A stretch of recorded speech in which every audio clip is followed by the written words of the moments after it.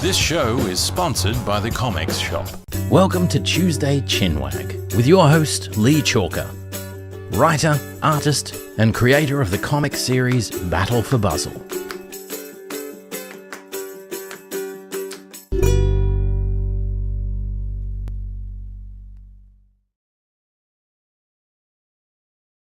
Righto. Well, I guess I don't need to introduce myself, as you just heard it twice there, I think.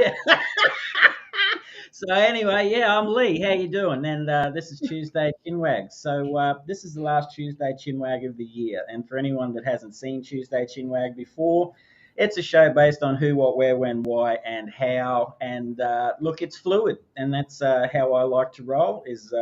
Nothing wrong with a little bit of fluidity in conversation and stuff like that. But it is the last one for the year. And as much as I love all of and have had great pleasure, honor, and am most grateful to all of the guests that have graced the Chinwag screen and have spent time with me over the last 12 months and last year, so 2 years. There's been about 65 episodes, about 150 hours worth of interviews of varying characters and creators and people involved in the Australian comic book community, and it's been pretty awesome. And tonight for the last show of 2024, and who knows what beyond holds, but as of right now, this is it. And I've got Mr. Paul Bedford with me tonight, and g'day, mate. How are you? G'day, mate. How you going? I'm good. I'm chuffed to be here again. It's very nice. It's very nice. Once was lovely. Twice is an absolute honour. Thanks for having us. Yes, man, that's good. That's great. It's my pleasure, man. Before I get into Paul a little bit more in detail, tonight's show is sponsored by the Comics Shop. Now, across the ticker box down the bottom is where you can find the all of the shows that are recorded and like varying other entertaining elements of the comics community. Don't forget to like and subscribe them anywhere you can find them. That is the most integral thing, because the best thing to do about Australian comics is to enjoy the community that is around, and the numbers grow. It helps these shows get out into the ether, and hopefully it inspires some people of all ages to have a shot at creativity, not just in comics, but drawing, writing, anything at all. And that's the number one goal of comics. And I'm very thankful to, have been part of giving everyone a go at it and bringing to your attention. So look, as I've said earlier, I've had a lot of people. I've enjoyed everyone. There's been a couple along the way that have been a little bit hit and miss. We won't mention any names, but that's just how it is with the fluidity of the live streaming, But and a big thank you to everyone, and I certainly don't want anyone to take this the wrong way. But at a particular time in my life when I was going through a lot of changes, I mean, I'm still changing and learning every day, and had my ups and downs. That's just what life is, peaks and troughs. And the one guest that I guess I will use the word resonate. And for anyone out there that doesn't know what resonate means, it is to relate with harmoniously. Something strikes a chord. It echoes within you. It evokes images, memories, and emotions. And that evening that Paul and I spoke, there were a lot of things that left a mark with me, and it seemed apt. It seemed apt that Paul would be the person to take us out with me into the rest of the year. So for anyone that didn't see Paul on the first one, that is a seminal piece of Australian comic book work. And Mr. Paul Bedford, Henry Pop, and Tom Bonin created this and put it together. It's 220 odd pages of magnificence, black and white beauty. Basically, if anyone knows me, I'm obsessive about The Crow, and that was one of those ones up there with me. So not only is Paul welcome here as a gentleman, Paul's also welcome here as a creator that I admire as well. So, and to everyone out there saying hello, this is a new system. I'll be a little bit slow on the uptake, but I'll keep my eye on some comments. So thank you for watching, and let's get this underway. Mr. Bedford, for the people that didn't see you the first time around, my friend, who are you, mate? We'll let Okay, I think I gave you. Firstly, thank you. That's a lovely intro, man. That was on both levels, personally and artistically. That was I don't know what to say, and I think we should finish the show. No, that was lovely, mate. I'm touched, and I'm actually flushed a little bit. I'm a little bit flushed. Oh yeah. man, did I go red? I don't know. It's my do I have No, like a red Earth? There's like a red planet on the top of my head. Thank you, mate. That was lovely. That was lovely. my pleasure. And of course, thank you to once again Henry and Tom for bringing the list alive. That was an amazing time in my life, creatively, sort of professionally, and mostly personally. Most of all, not mostly. Most of all. Who am I? Okay, I think I gave you a big fat intro last time, and I think we went deep off the bat last time, and it was g'day guys, thanks. I see everyone down there, Absent, Ryan, Kerry, Nick, KJ.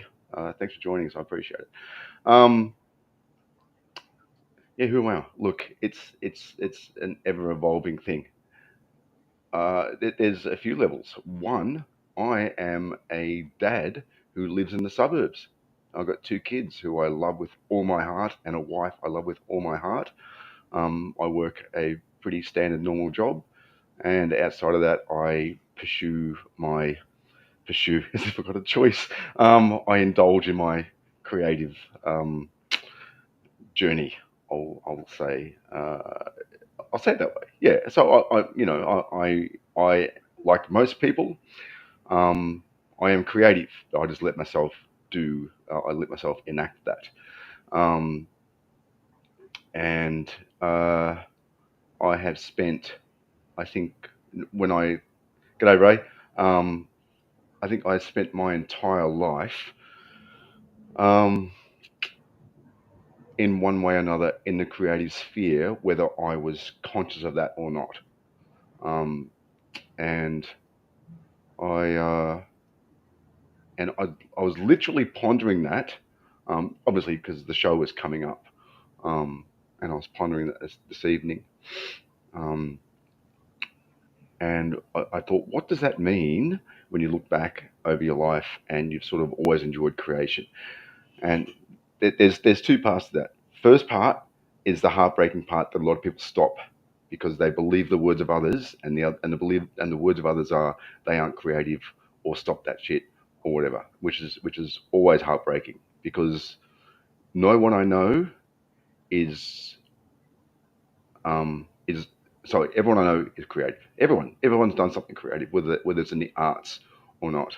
So it's always heartbreaking when people either give up on themselves, and generally due to the opinions, quite often ignorant and fearful opinions of others. And then there's the other side, which led me to tonight's opening question. So I thought I'd open with a banger. I was hit with the question like, what is art? And I had to. I don't know where that came from. It was just I was just pondering around as I was just knocking off the dishes and having a non-alcoholic IPA and finished my kombucha. I don't know how you do that. Oh, the 1990s me. The 1990s me is like, giving me dark looks. Yeah, you can But I'm feel happier it now. like I'm much burning into better. the back of you, I'm like much better Paul at now like than 21 yeah. is like, Paul, what are you doing? Who's future me? Future me, get your shit together, you pussy. Yeah. So literally, the question that struck me was, what is art? Like what, or more exactly, what is the purpose? What is the purpose of art? And I mean, I have an answer, and I suppose I'll tell you my my Yeah. answer. Unless you want to answer first, unless you want to have a crack, or if you want to build on what I say. But this is just this is I'm gonna let you go with the flow of your all thought right. process here, Cool, mate. cool, cool.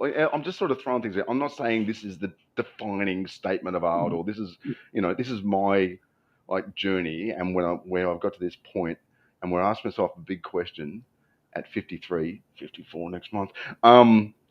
What is the purpose of art? I can the only answer, not the only answer, but the answer I came up with for tonight, or tonight, not for tonight, but tonight. I keep on correcting myself, don't I? Is that it is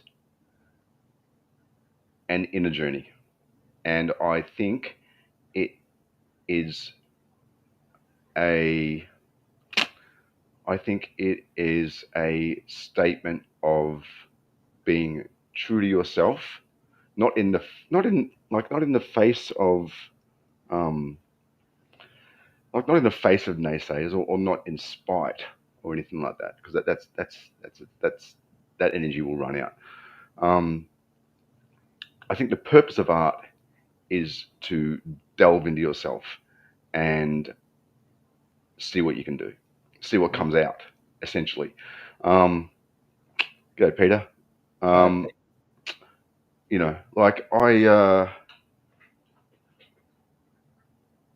it's strange, because when you look at, I think things like, especially like music, comics, movies, things that culturally everyone can relate to. Yeah, sort of have to wonder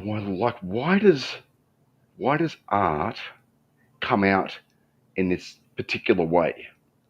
Like when I look at when I look at the list, right? Hmm? I look at that and I'm like, why did that come out that way? Why is Yeah. it that particular way? Like what was in me Hmm? that produced that work? And then Hmm? I look at someone like Darren Close. Why did he produce Killaroo? And what in him? Why did it take that form? Hmm? You know, um, you go over to Jason Franks, and all his novels are very different, Hmm? and his comics are very different. I'm like, why do they take those different forms? Why does art, and I'm not talking about themes or the psychology that created those. I'm talking about, look, why does it take that form? Hmm? Why isn't it just why isn't it like why isn't it just philosophy? Where does Hmm? where does like that particular kind of story come from? Hmm? So I think the purpose of art is to realize a vision. Is to bring what's in out, but you've got to go in first, right? Hmm? You've got to go in Hmm? first. Hmm? Um, Otherwise, you're just doing. I don't know what you're doing. I don't know what you're doing. You're drawing, or you're doodling. Um, Hmm? it's very surface. Um, yeah, so that's sort of fascinating me. Is why art, as opposed to other things, takes a particular form. Like, how did comics come into being? How did music come into being? How did movies come into being? And I'm not even talking thematically. I'm just talking like, if I mean, I know life is a story, and we love stories, and that's likely where story comes from, and that's the, that's the correlation. But there's just as much story in your standard day, or your afternoon with your family, or there's many twists and turns in conversation and events hanging out at my son's birthday this afternoon that could just make a great comic. Yeah. And Yeah. I suppose it is that'd be slice of life stuff, but even that's got be given its own Yeah. genre. um, so I'm fascinated by why it takes a particular form, and why isn't it just life reflected? Why do these things happen? How do they even come to be? Like, how do they even manifest into in the first place? What makes us get a story, or a piece of music, or a movie, or anything? How did it initially take that form? I don't have an answer for that one. I don't really, but it's strange that if you read the great philosophers or the great um, psychoanalysts and all that sort of stuff, that's very real, true to life stuff. Um, and yet comics, novels, movies, songs are just as powerful, like psychologically, if not more so. Yeah. They seem to tap into something like into a universal consciousness, something like Yeah. that. Yep. You try and sit down and read Jung, or you listen to Pink Floyd. People are going to choose to listen to Pink Floyd because that opens up their mind in a different way. It's not necessarily the lyrics. Um, so it's fascinating that things just take those particular forms. So I think the purpose of art is to find that thing, and bring it out, and then deal with it. Deal with it being out, because it's very intimate stuff. Yeah. It's intimate stuff. You make that book, Yeah. and you're like, okay, so when I wrote the list, right, and I can't recall if I told the story before, but I lost a script. I just I didn't lose it. I just put it away, and then I moved houses, and I was unpacking, and I found it, and I read it. I'm like, oh, I should do something with this, and I look back and I go, like, why? Why should I do something with this? What's the reason I want to do something with this? If this was an intimate, dark, psychological story about my journey and like true catharsis, all my demons onto the page, Yeah. why do others have to know about it? Yeah. And that takes me to the second part. It's Yeah. like, why? What's the purpose of art? And why do we feel compelled to share it? And we've got two lanes there. We've got the ego, and then we've also got just like sharing a universal consciousness, like sharing an experience with other people, like what you went through, like will they relate? Yeah. You've got to Yeah. keep away from the ego stuff, Man. and then as you're keeping away from the ego stuff, that's the ego stuff. Yeah. That's the paradox, mate. I know. Man, I love our conversations. I love our conversations. Because I can right, for me, 100% agree with you. But I will talk from my art, okay? Because I won't talk about, or I won't compare with other people's journeys. They're all individual, and what you choose is what you choose, But what I would say for me was, musically, I will touch on briefly, like very quickly, was emotion, animalistic in nature, energy, get it out from a physical side of things, throw it out. I guess it used to be, like, to me, almost a sport. You know what I mean? Like, just as much energy as I could put into it, and then walk away from it, leave everything there. When it comes to my artwork, this is the paradox for me. That I've obviously, as you know, man, I'm nearly 3 years sober. And in the 3 years that I've been sober, I have probably had, I'm very grateful to still be here. I will put it to you that way. Shit came close, all right, that we wouldn't be having any of our conversations. But something other than a little act of God here or there pulled me out, and it was art. And I knew I can talk to people in 20,000 words, but people will only listen to 1,000 of them. And then they'll go off with, like what they took from that, and it'll never be the full story. But what I found with drawing in particular for me, and other art that I do, painting, etc., was that in that moment, what I could put on that page was exactly everything that I had to say. So every page that I've ever drawn is dated, and I can look back on those dates and I can see that page, and I don't necessarily remember every line that I drew, but I can remember the phase of my life that I was in. And you can see it through the ebb and flow of like Battle for Bustle. You can see the good parts, you can see the bad parts, you can see the one thing that has predominantly in the last, because see, this all, it's strange you ask that, man, because over the last, I would say, 6 weeks, I've obviously been off socials and I've made some decisions with myself personally, because while I was on a journey through sobriety and to beat like addiction, you have to believe in something to a certain extent that's bigger than yourself. I know it sounds cliched to other people, but that aren't addicts, but you do have to have an element of, is there more to this than me? Hence the questions, like start beginning, like start coming, man, like Sorry, you're right, you're right. I was losing you a bit on those headphones. Sorry, mate. Yeah, I No, do that's catch cool, you man. though. I just Yep. thought I'd wait for you.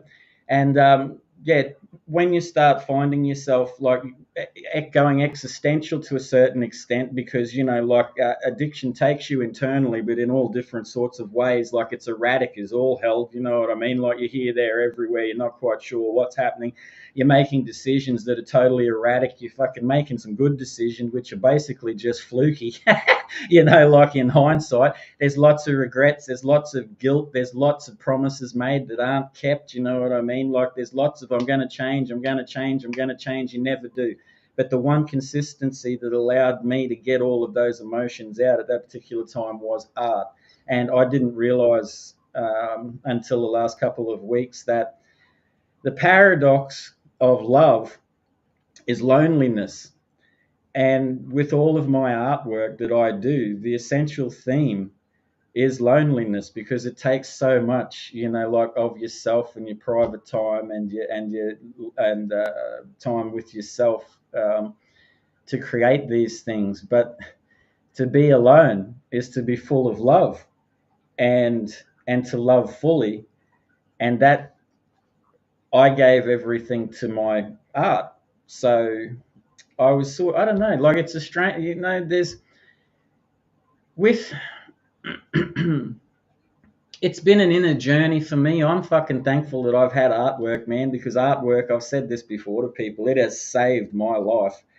And I've found that I've never particularly had ego with my artwork. I'm quite happy to show people. I love encouraging people to do creative stuff. You know what I mean? That's part of Chinwag was, like allowing people that never had that always had that imposter syndrome and things like that to, come forward and tell their stories, because these are all important things, man. Like they all come, like your artwork comes from your experiences, hence yours did. I remember you telling me about the list where you were just physically sick one day. You know what I mean? Like when you'd finished the script and it was as though you didn't know where that came from, but it was just as though you'd purged a whole heap of weight and stuff that had just come from you. You know what I mean? And like there was no other way possibly that got out, like other than to complete the script and give yourself some direction, and this is what I want.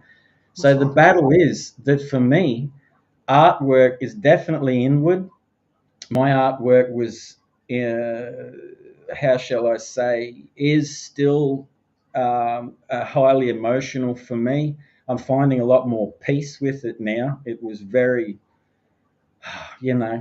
like people say my work is violent. Perhaps that's part of the in a Jungian way, the shadow work that one has to do is I possibly was working through issues, like through art, but the journey and being able to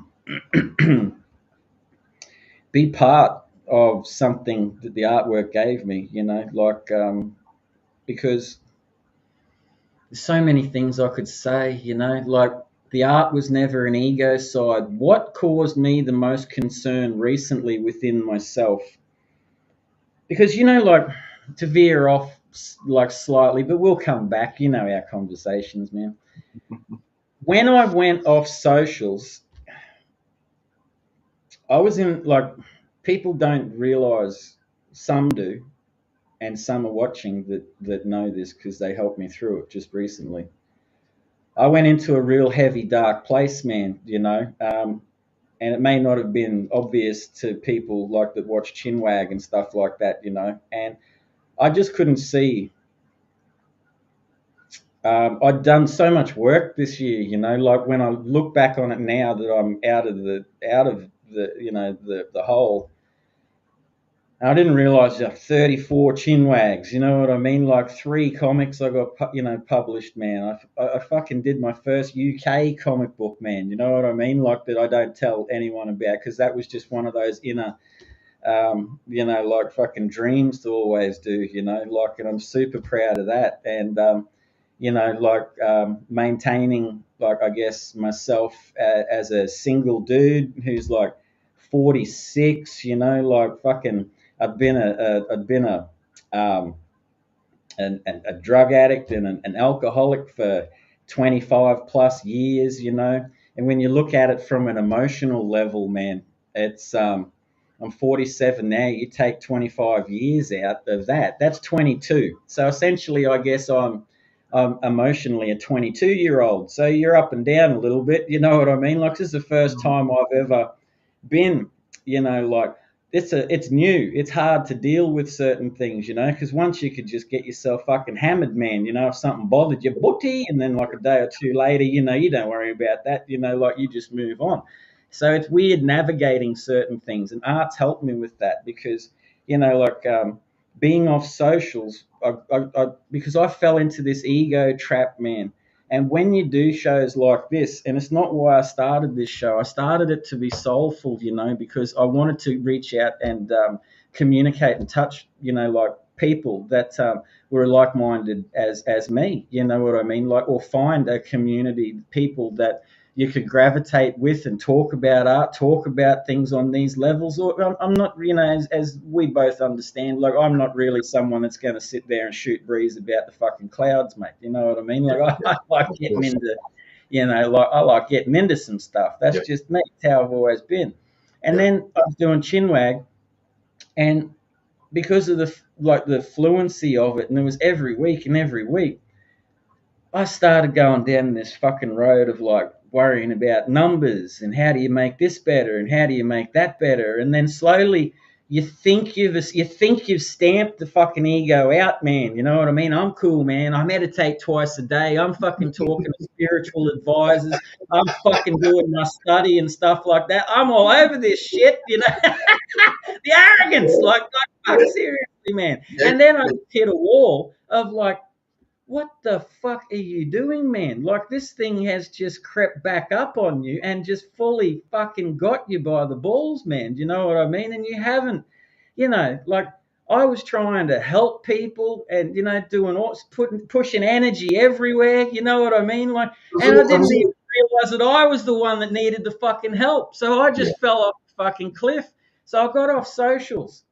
And I was at an end where it was just like, fuck, I'm done with this. I'm sick of drawing. It doesn't give me what I want anymore. It doesn't give me the joy and shit, the sheer joy of passing a day of like just drawing or writing, like that beautiful creative thing that you feel, man, when you're in the zone, And it's the only magic. Man, and then I got off socials, and it took me, because we'll go down this road too, because this is a question you asked me before I fucking got off, and you were like, well, I'd like to know what your thoughts are on that. And it took me about a week. And it was like, I just didn't realize how invested I was in it, like advertising shows, communicating with people non-stop, and my artwork and my drawing and all this stuff that was welling up, I was getting out because I'd drawn every day for like 2 years, man. Like, I'm talking like every day. And it was my thing, to keep me balanced. And then I just realized that that I'm walking away from socials, man. I'm blowing this shit up, and I'm going to go and fucking just be, just be. And I had like 5 weeks off, and in that 5 weeks, I swore at the first day, I'm not drawing. I ain't drawing. Like, I'm not doing anything. I'm just fucking nut, like, I'm just smell the roses and just chill and fucking, like, I'm a fucking, like, I'm a water zodiac. I'm going to go and sit, by the water and, watch the egrets fucking get their fish and, like that. And that's all cool. I still like doing it. It's all cool. It is. It is. You know? But you're telling yourself these things, like, this is what I'm going to do. I picture Man. doing these things because I think that's the answer. And you're like, well, no. This is the thing. This is the fucking, like, this is still the ego, man. Like, just, man, do that. Yeah. That's what you should do. Yeah, like, I'm going to put on a moo and sit by the river and just sniff the ground. Yeah. And I'm just going to do that for 3 weeks. Yeah. And then, like, you find that, well, the thing that I was doing, why am I denying the thing that actually brings me peace and happiness and visualizing what I think will bring me peace and happiness? Mm-hmm. And the funny part is, mate, after 2 days of it, and I was fucking like, talking. Man, seriously, I'm talking to people about fucking, just crazy stuff. You seen how many birds there are out here today? And they're walking past me, and they're like, "Oh yeah, mate, good on you," like that sort of stuff. And I thought I was all zen and shit, And then I came home one day, and I had fucking like 2 minutes, like where I was like, "What will I do?" I came straight down to the fucking granny flat, man. Grabbed the page, bang, started drawing. And you know what, Paul? Haven't fucking stopped. In the last month, man.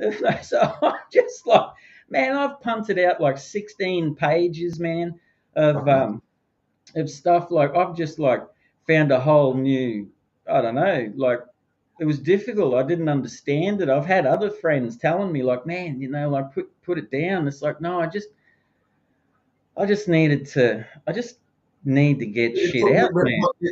Put what down? Put what down? Put what down? I don't understand. Put it down. Like, it's a choice. Like, it's like, stop breathing. Yeah. You know what I mean? Like, this is what I touched on before. Is like, everyone's creative, but at some point or for some reason, people stop. And like, if you manage to get through that, and like I said, it breaks my heart when people don't, because you see what happens to them. Especially if they want it and they're denied it. That's truly something. Because they can go and convince themselves all they want that they don't want to do something, but in their heart they do. Put it down. There's no putting it down. It's part of you. It is intrinsically a part of you. And if you have just kept on the creative path, no matter what it is, it doesn't have to be anything that others think artists typically are. You can knit, you can do it. There's nothing is not creative if you feel that is joy and your peace. You try and stop doing that, you're only going to hurt yourself. Oh man. And like, I cannot stop, and I love it. I love it. I have it literally. Yeah, that's right, Sanchez. Sorry if I pronounced your name incorrectly. And as you're right, it's boundless. Like, art is utterly boundless, and it's boundless in yourself. There's no limit. There's no limit except if you try and stop it. And you see people out there hurt because they stopped it. I came up with some parents that weren't artists. I'll put it that way. But yet they could have been. There was, I don't know what was in me, but it couldn't be stamped out. Not saying that my parents intended to, but I think they realized like there was a seriousness there and a dedication there that wasn't going to crumble. And the more that if they tried to stop it, the stronger it gets. So it was not going anywhere. So, you know, you were right. You were, and you know it. Like, you just basically admitted it. Then in your actions are coming down and just madly drawing is like you were literally, that which you resist persists. You cannot change something like art. You can change a lot of things about yourself. You stop drinking. That's a huge one. And like I just wrote a note before because I want to touch on that. When you're saying you think you're a 20, you think you're a 47-year-old, 22-year-old, it's not true. That most 22-year-olds do not talk like that. So you've obviously been on a massive path of self-discovery, and no one can know what you've been through. It's the way you speak and the way you talk to people, and I can tell it's the way you interview here. Is that this is going to fuck you with your ego. There's this and that's why I'm saying it. I'm giving you an ego test.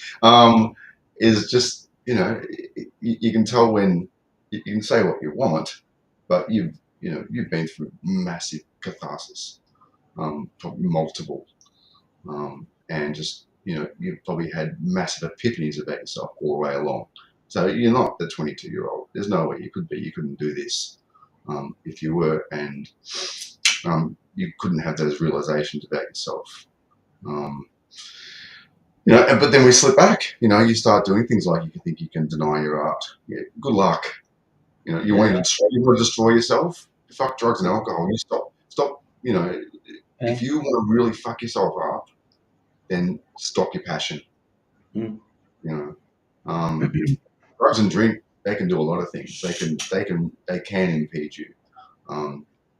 And strangely enough, I had a mate come over yesterday. I haven't seen him. Haven't really probably caught him about 5 years. And he's husband of a best mate I've known for 30-something years. She went to Japan. I went to Japan at the same time. She met her husband. He came and lived over here. And we used to go out and we used to get on it, right? He was much more a heavyweight than I was. A fucking lightweight in the gear, I'll tell you that much. But that's fine with me. I was more into the beers. Although once I took a bad pill, and this dude, Hiroshi, I reminded him yesterday. We're in like Paran, and he stood next to me while I was having a bad trip in a laneway for 8 hours. That's a good friend. For 8 hours. Yeah. Like while I flipped out. I knew I was there, but I was in like a bit of a hole. It wasn't a K-hole, but I was in a hole. I was in a bad place. I couldn't fucking move. And he stood there for 8 hours, mate. Yeah, that's right. Exactly right, mate. Yeah, absolutely, mate. There's no denying it. And all the best with your new project. That's amazing. Good stuff. That's amazing. Yeah, so he was over yesterday, and he's still he tries to take himself as far as he can on psychedelics. Okay, now I've never had an attraction to them. I had one once, and I enjoyed it. I had one the next time, and I really didn't enjoy it. So I'm like, okay, that's my experience. So I'm done. And he's like, well, you've stopped drinking for a year. Why don't you try something like the psychedelics or something? And I said, consider this. I am going down, like when you speak of psychedelics, you speak of a new mind-opening experience or something like that. An unlocking of your mind, or some sort of unimaginable experience of sights and sounds, and maybe meeting the mother or whatever. Ayahuasca, things like that. And then I said to him, well, I'm on my own psychedelic path. And this touches on what you said before, is that for years, the drugs and drink was to deny yourself, is to deny it is because you want to be a certain person, or you have certain strengths or passions, or you have something about yourself that you want to deny. It might be you don't like your job. It might be you haven't quite had the push to become an artist. It might be you want to be a BMX rider. It doesn't matter what it is, but drugs and drink will literally influence your mind to stay at that place. Mm-hmm. You're in denial. You're in Yep. denial, and it allows you to deny your true self. Yep. And I'm the same. I'm fucking hell, mate. I party like holy shit, and for longer than you because I'm older than you. But you know, so I'm nearly a year sober now, and so my point to Hiroshi was, I am on my own psychedelic trip without of sobriety, and it's I said I have not experienced an unlocking of my mind like this in any time in my life. Exactly right. Spot on that stereo time. And you tell yourself when you're on, I'm all creative. I needed to relax. I need to get the buzz. It's all bullshit. And you know, I am constantly being amazed by the unlocking of my mind as a result of sobriety. Yeah. And it's you know, it's not something I anticipated. I didn't know that happened. You know, so I wasn't aware that you experience that when you start, because your brain has been literally shut down for 30 years. You've been, you know, and you know, if you have a few beers, fine. Those chemicals will stay in your system for 3 to 4 days, right? Yeah. And keep you sort of low, keep you a little bit low, keep you thinking low, and you might be a bit snappy, you might be happy drunk, who knows? Yeah. But if you do that, if you're constantly doing that, if you're bonging every day or 2 or 3 beers every day or whatever. Now, I'm not anti-alcohol. I'm just saying this is my experience. Yep. And if people are looking for a reason to stop, it truly is an inspiring one, because I didn't know this occurred. So when you're free of that constant barrage of chemicals that are influencing your thinking, and you know, Australians drink with such frequency that there's no break. Yeah. They have a break and they go, I feel great, and then a month later they're back. Yeah. Because when you're sober, you've got to face life raw. You know, there's no getting away from it, man. You know. Yeah, man. You are going in raw, and you are. It's an act, not an ego thing, but it's an act of courage, because you are not looking to escape. You know that, like, this is it. You are dealing with your demons and the stresses of life and whatever else, and there's no way out of it. And that maybe leads to the unlocking, you know, and that in turn that inspires your art, you know. And you know, you can draw for 2 days, you know. If you were like, you can do that on the gear, of course, and you're like, oh, you know, I'm tapping into something. You've been sober for 3 years and you can do that. Like, it's all garbage. It's all bullshit that you need. It's rubbish. I wish I knew that some years ago. Oh man, I wish I would have known that too. But you know, like, one thing I want to say, one thing I do want to say straight up, man, is fucking proud of you for nearly getting to 12 months, man. Because it's like, you know, we've spoken, and I think one thing we both share is a lot of shit we've been through, you know, like, and I'm not looking for excuses or anyone to come and mollycoddle me or anything and say, no, it's all right, love, you know, like, but when you get to a point of where you're at, and to hear what you're saying to me, and I'm a little bit further down the track than you are, you know, on the sobriety journey, it's fucking brilliant, man. And to see what you're doing with your game and things like that, because I checked up on things, and to see that you're still going, you know, like, and pushing through, and your passion's increasing, and even, you know, like, and even from talking to you, like, you know, 6 months ago when you were last on Chinwag, and you know, like, you were really precise, articulate, like deep, soulful, like you're even more so now, man, which I would suggest, like you are starting to move into that, like that, you're comfortable within yourself now, like in the sobriety state, as you said, and you're realizing that there are things that, like I ran from a lot of shit, man. And there's no doubt you did too.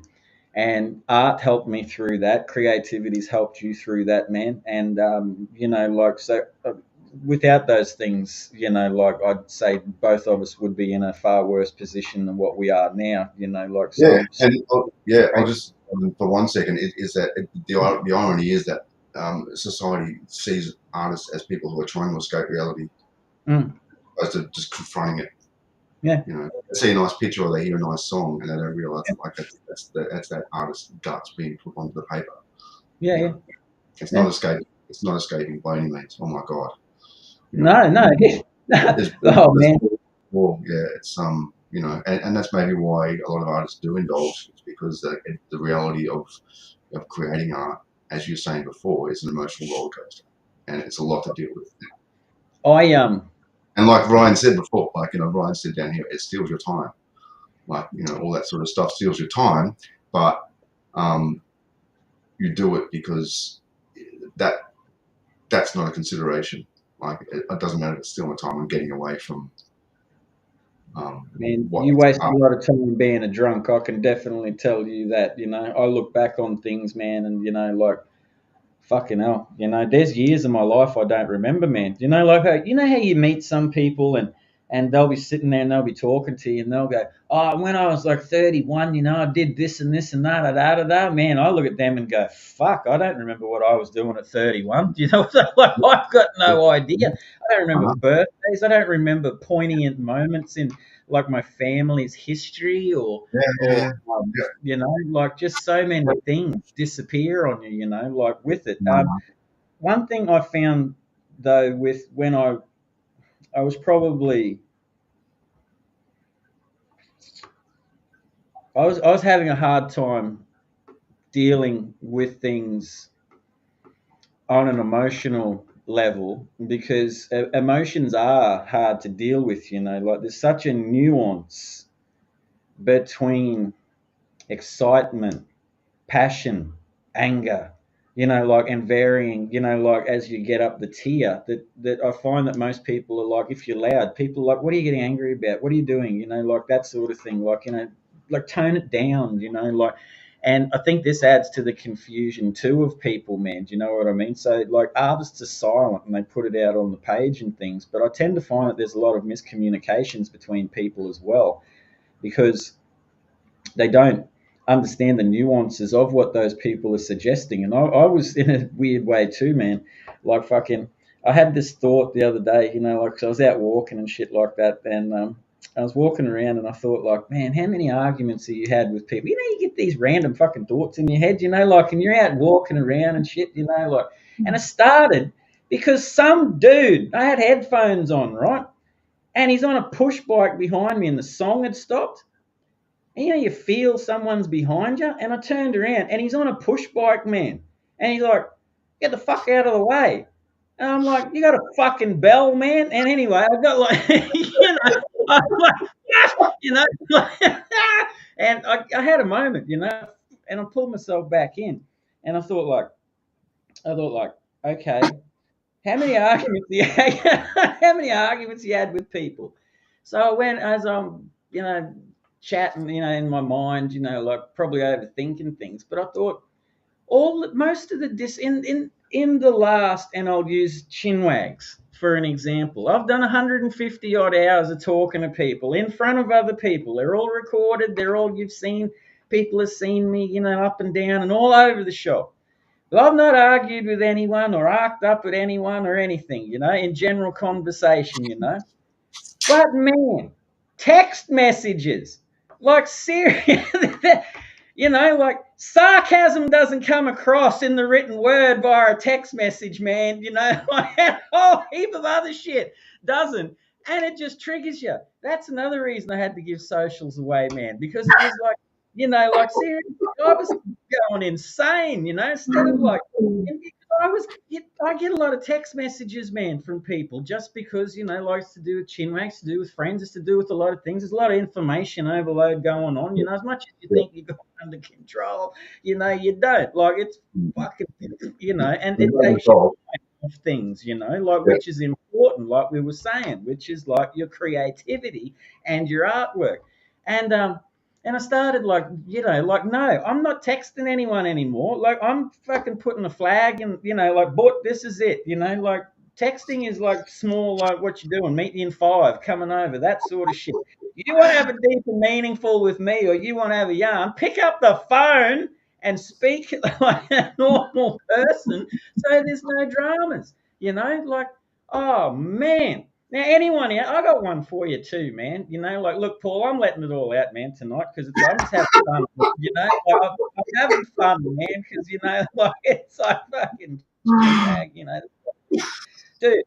If someone said to you, with all due respect, what's the initial emotion you get from that? From what you just said? With all due respect. And then they follow up. Are you talking about like the guy on the bike? I'm just talking about if you got like a fucking text message or something and asked a question and someone says, like, with all due respect. Now if I was to say that to you like this, those particular words. Yeah. With all due respect.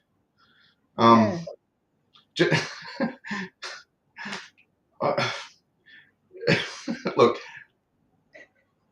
I generally, unless it's my wife and I, we always fight in text.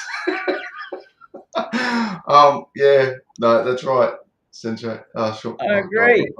I believe it also means that you don't deserve much respect. It's flippant. It's, like dismissive in nature. That's how I've been brought up, like to understand that. And that was actually the last disagreement I had with someone, was that they said that. I've never really thought of that. But I guess what it means is, instead of saying with all due respect, what they should say is, now I'm really going to say what I think. Yeah. Instead of saying with all due respect, what you should say is, I'm about to tell the truth. I'm about to be honest, and what I should be able to reply to that is, if you're going to be honest, watch out, because I'm not allowed to be honest. And if you want to go there, this isn't a threat, but if you want to go there, we can go there. Okay. Yeah. And then we'll get into the deeper reasons why you think you need to say with all due respect, because then you're putting yourself on a plateau. Yeah. And when you put yourself on a plateau, then you need to be pulled down so we can talk eye to eye. Yeah. Right? Yeah. So with all due respect is a power play. Agreed. The overhand handshake. Yeah, man. Generally, to answer your question, because sorry about the confusion a little bit there, I actually meet that with amusement, because you know what it is. They are girding their loins, or they're mustering the power for an ego-driven statement.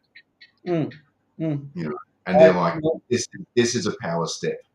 I'm about to tell you something which should put me in a superior position to you, and hopefully dig into a weakness that you've got.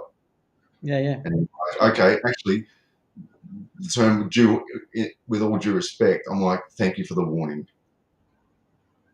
You should have just said what you're going to say. You would have had the surprise. Yeah. Well, I'm glad you think that way, man, because that was the last disagreement that I had with someone via texting. And the next day, I thought about my response over about 18 hours. And because, like I like to think about things, not dwell, or, I like to question these things that are see, this is the bullshit that goes into socials. You've got to spend 18 hours, right? There's a point to this story, viewers. The point is That 18 hours should have been put into artwork or something creative, whether it was mowing the yard or cooking or doing something that did not require energy, Yeah, but this is like being yeah. wasted on bullshit like that, This and is what we that's were talking what I about before. found with Yeah, socials, Paul, is this is like what it's we were just, talking about before. Is like you try and take the ego out of the and it's very easy to do because you can play straight into it. But you played into it for 18 hours. I You know, know. And that's no, what made me angrier. And then I realized like a day later, you fool, right. And, like, did they say anything? They said with all due respect when they said something afterwards. I'm Yeah, assuming. yeah. Okay, Yeah. I want to ask you that. I don't need to Yeah, know. yeah, yeah. No, I didn't like But, it. Like it's but as you can yeah, tell. But it's that all was like it for me, dude. That was one of the big ones where I just went, you know what? I've had a whole heap of bullshit going on. I'm fucking dying here. You know what I mean? Like in myself. Like I'm losing my track. I'm like completely off like path. Like my meditations were shit. Like you know what I'm talking about when you're not feeling like yeah, you're oh yeah, flowing, me. yeah, And yeah, I just hit that point, as I was saying earlier, where drawing and stuff wasn't. Hello, Stephen. You did, yeah. mate, but you can watch the rerun. With all 'Cause due respect, Stephen, with all due respect, yeah, yeah, that's all right. um, Steve, if you run back a bit, you'll see that's a bit of an in joke. yeah, it is, man. Nothing. It is. Um, It's just things like that, dude. That in the last 4 weeks, like it's just little things that I don't. The other thing there's just so much stuff that we could unpack here that I think that in a societal, like sense too, that taking energy away from me, alleviated, stopped me from putting energy into something that I loved. Do you know yeah, what I mean? There's yeah, just so many little things that in that speck of a moment, and that was an ego thing, man, because if I was like on a level, balanced phase like I have been majority of the time, I just would have looked and seen that for what it was and gone like, oh yeah, like, and taken it as I'm not getting into that. And yeah, that was the end of that little segue of that journey for me, was when and I went into a 1 week funk because everything was coming down, like I wasn't happy within myself. I'd really lost a lot of self-worth because my artwork and stuff didn't feel like it was vibing with me. I didn't feel like I was getting it right because I was worrying about all this exterior noise. It was like I was drowning in too much information, man. Do you know what I mean? It's just a constant battery of people, like fucking do, and things happening all the time. And one of the things that made me realize is that that's not me. Like I don't go that. I do like peace, man. I like things. I like the world. Don't get me wrong. You know what I mean? But like, if it affects my artwork, it affects me, and that's in a strange way. I guess that what you were saying is the inner work and the inner buildings of art is that it does come from those sorts of places, and slowly but surely you have to realize things like, don't listen to other people. This bullshit of like you're an artist, like you're the lowest rung of society. It's like, man, fuck you. You know what I mean? Like, it gives me pleasure. Do you know what I mean? Like, fucking, and when I'm saying, like, you can be as basic when you talk about creativity as well as creating every day. This yeah, is, this is another thought I had. Like, every day. And you don't have to be painting, you don't have to be drawing, you know what I mean? But you can create every day by just feeling good, appreciating something, whether it's your dog or it's your mum or it's your missus or your husband or your kid or whatever. But starting things, as you said earlier, there's a story in everything. It is just how you perceive it, man. You know what I mean? And the silence for me in the last 5 weeks, man, has been fucking golden. Like, yeah, I've really like found it. It's not going to change now, man. Do you know what I mean? It was a really weird sort of awakening in myself, like, to like, while things like Chinwag are fantastic, and as I've always said, and everyone knows this, man, it's been one of the greatest things in my life, like, is to meet so many people and talk to heroes and stuff, and have friends that, like, I never dreamed of, man, and connect with so many people. But the overload of information, mate, like, I was walking in the bush the other day, like, just fucking because I like it, and there's some like dude walking along, bless him, as you do. And he's walking along and he's reading his phone. And I'm like sitting there and, like, that pretty much, like, sort of just, it's like, mate, That's scary. That's scary. well, what do you do? I was taking my kids to school the other day, and my son was talking about having a phone again for his 11th birthday, and we did not submit, we did not concede, and I said to him, I said, I grew up in a different time, mate, and it's we don't do these things to deny you, and all your mates don't have phones. And if they did have phones, who are they going to ring? Because you only see each other at school. And I said, it's sad. It literally hurts. Like, it's heartbreaking when you drive past bus stops and there's kids there. And it used to be like, mucking around and wrestling and whatever else. And, and now they're all on their phones. And you go to, like, you go on a break at work and everyone's on their phones.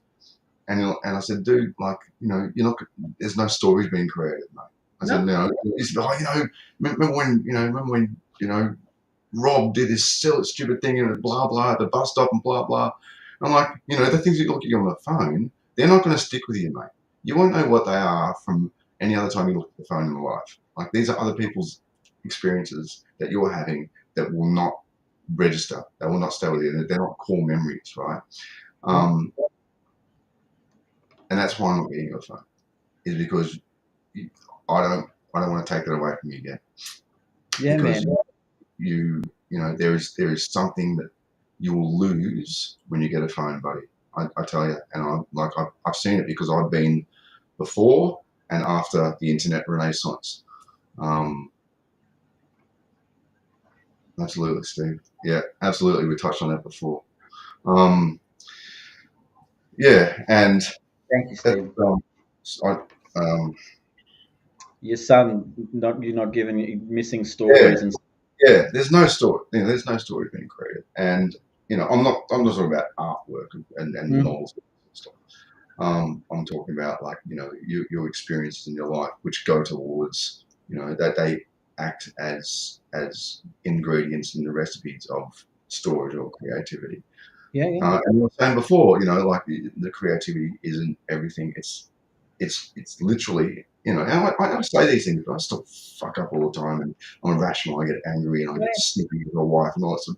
I do all those things, of course. And then because we're talking an overarching thing here about art, I'll talk overarching.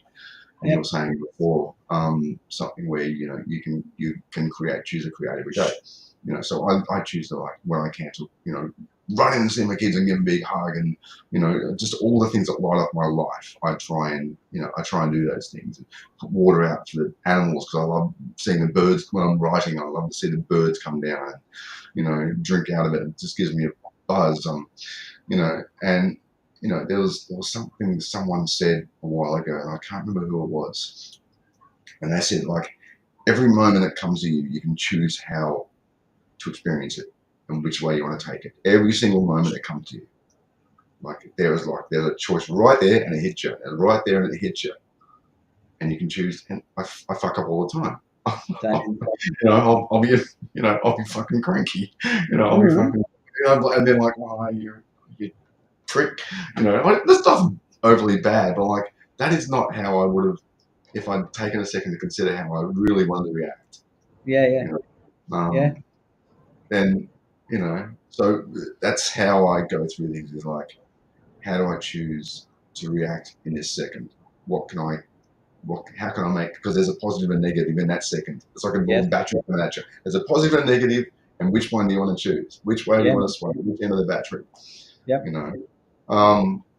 You know, Well, I'm that's not. the humanity of it, man. That's the humanity of the decision. Is like the other thing to add to what you're saying there. So I do apologize to interrupt, but this whole notion of perfection that I've noticed that is going on amongst people, you know what I mean? Like if you look at the news or if you look at socials and shit like that, if you don't wear this brand of clothing or you don't look like this particular person or if you don't spend this much money on yourself to look like someone, like fuck that. Like be you, like you've like a 1 in 10 billion fucking Yeah, gift to be in the people world, man. unhappy, Like and it's people wonder why they're unhappy, man. People wonder why they're man, unhappy. And and that, if you chase perfection on any form, they're yeah, never going to get it, man. You're and just going to send they think yourself to madness.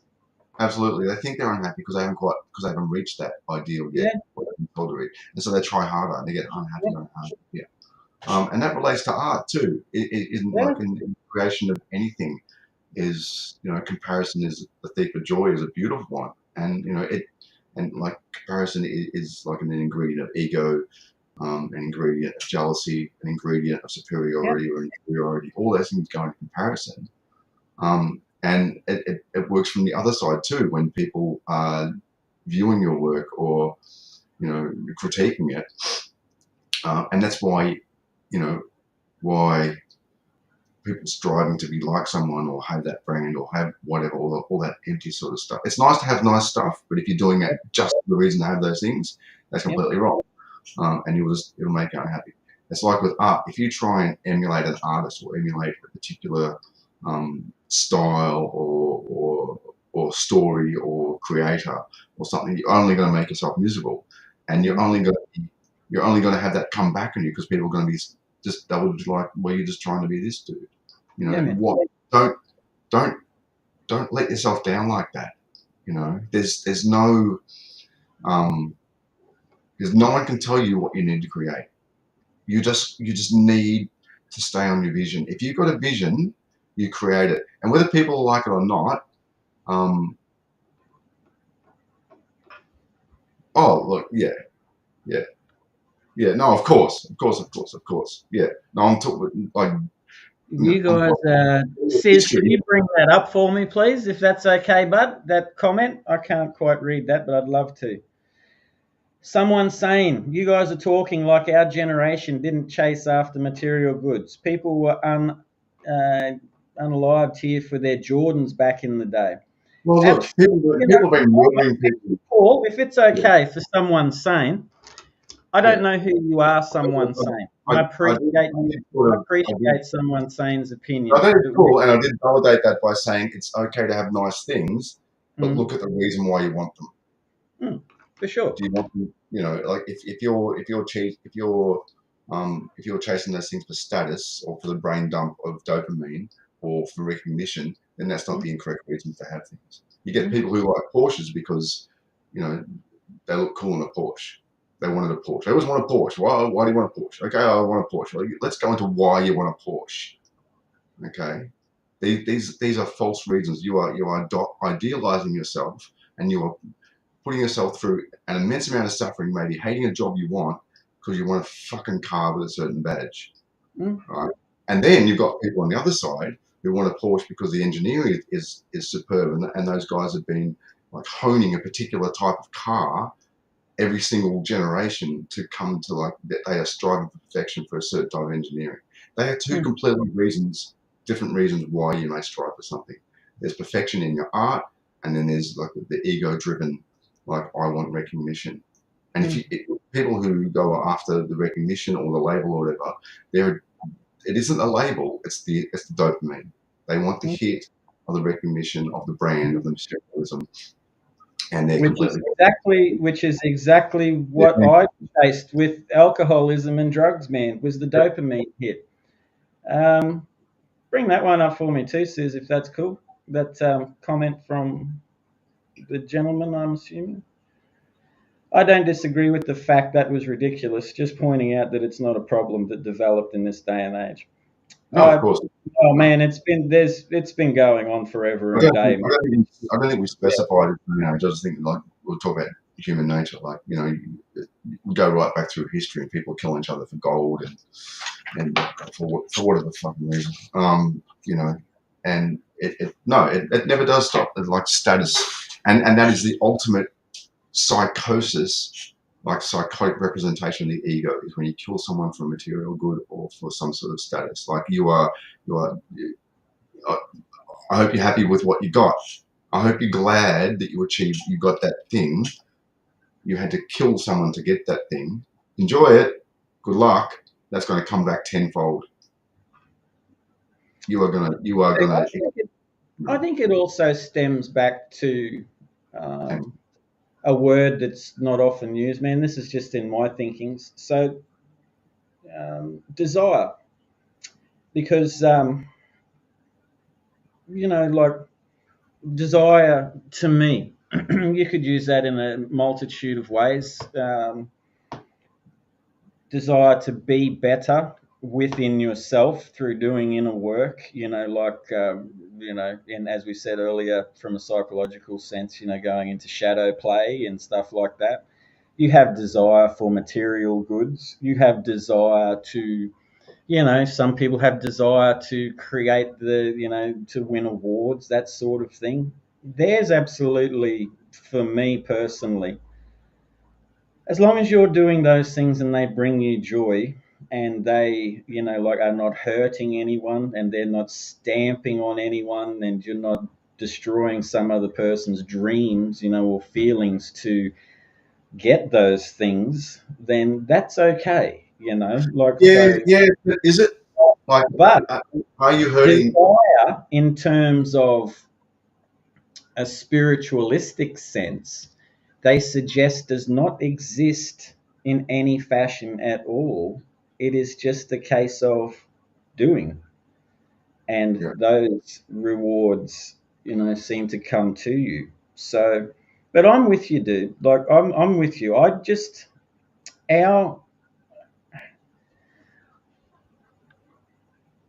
Thanks, Steve. Yeah. G'day, Danny. Good on you, bud. Yeah.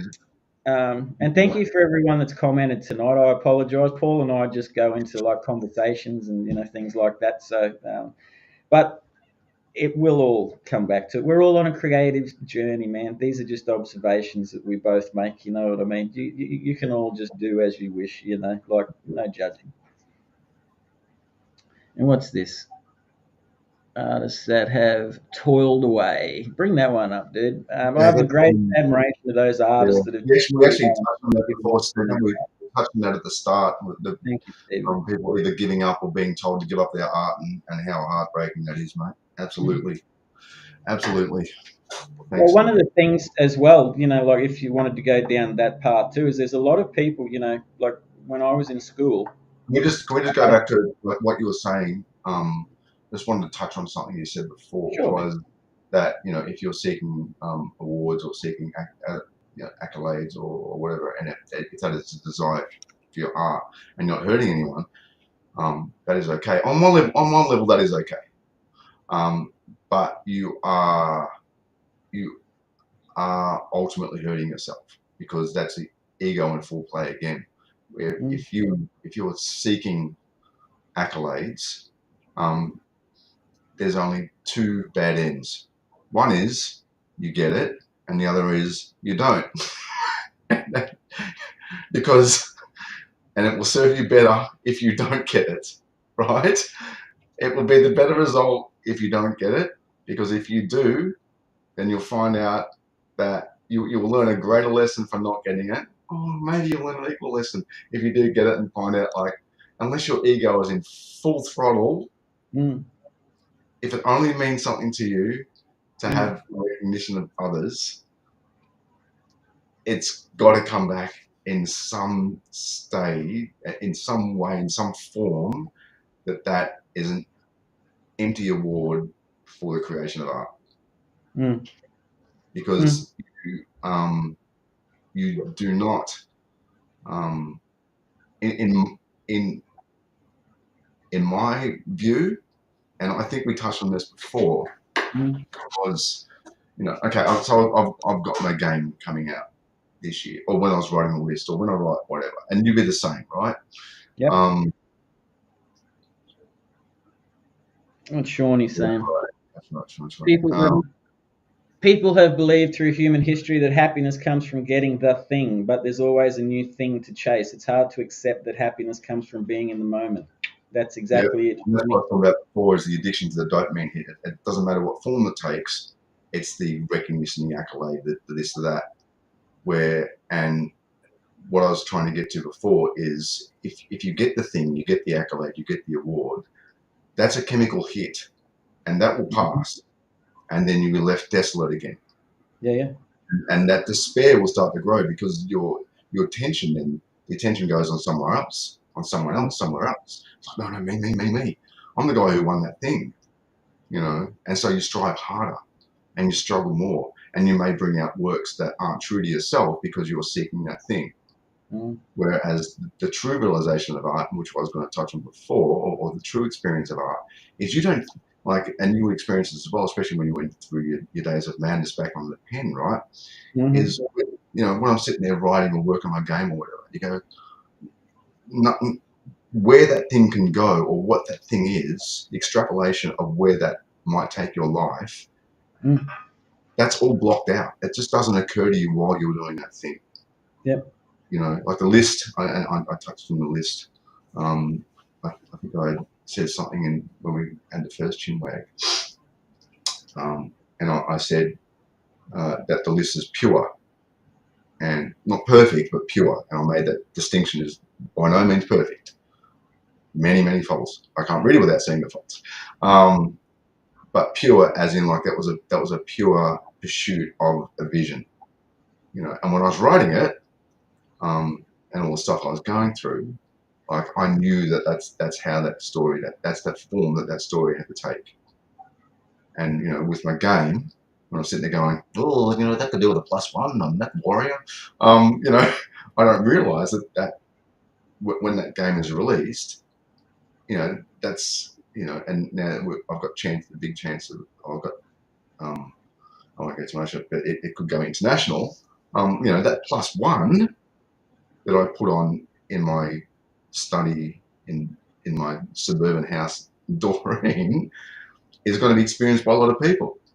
But those things, they're not. It's like the world is dark outside that sphere of creation, outside that little bubble where I sit in. Yeah. And so if what you're seeking is outside that bubble, that sphere of creation that you've made for yourself, that pure fucking delight of making things and getting that rush and getting that, I feel like I'm being true to myself in this creation. If the reason you're doing that is outside of it, that's going to come back on you, because that runs out. It's not gonna. It's not art. I can't call it art. I cannot call it art. It's like people who want to be famous. Why do you want to be famous? Let's get to the bottom of that. Why do you want to be famous?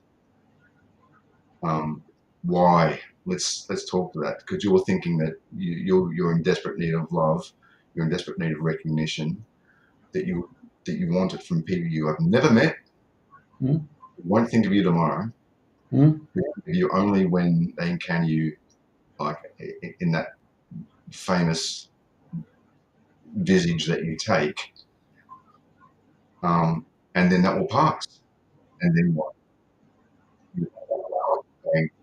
You go. Yeah.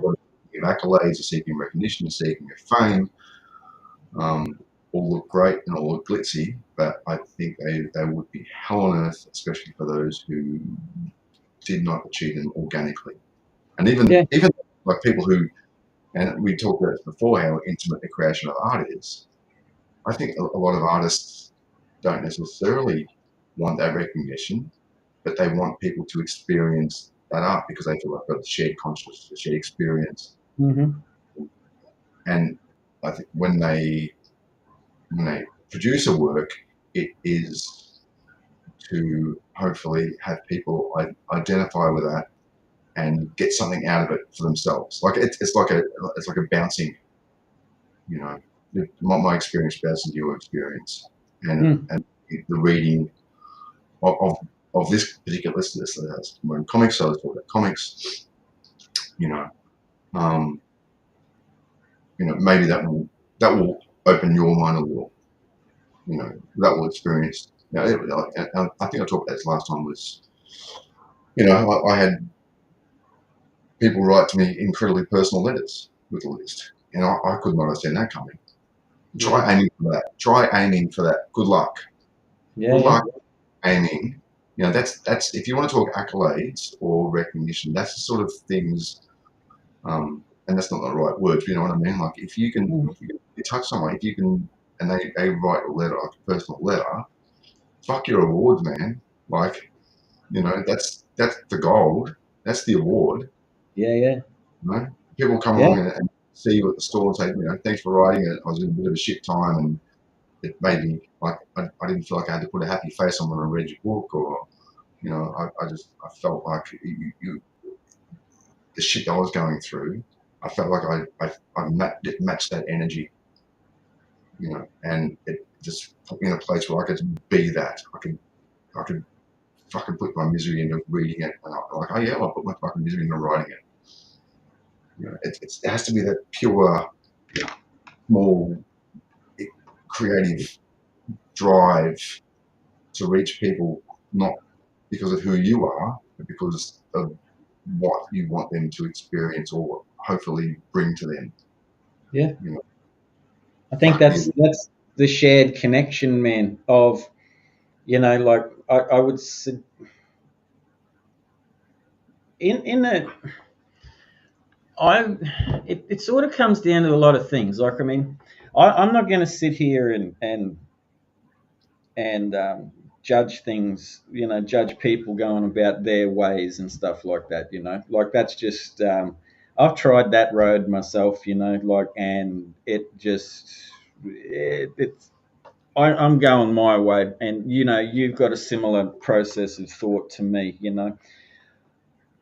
When I have received, like when I first brought out Battle for Bustle, that was a 25-year.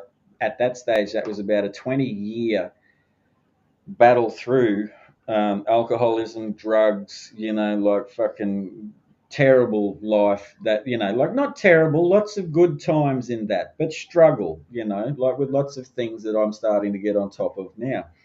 And it's a heavy story, like because there's a lot of stuff in it, and it still is deeply personal. And I wanted to put it for myself in a science fiction setting because I didn't have the courage at the time to do a slice of life, I guess, comic book or a semi-autobiographical, comic.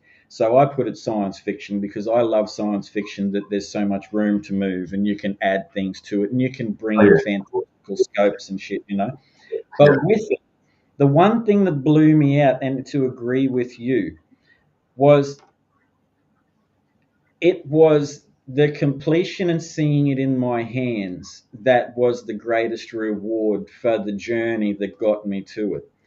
The other thing that really like just totally blew my mind is that I started on my Facebook page getting like people sending me photos that had ordered the book, and showing that, like here's the book. And I remember one specifically was a dude reached out to me and said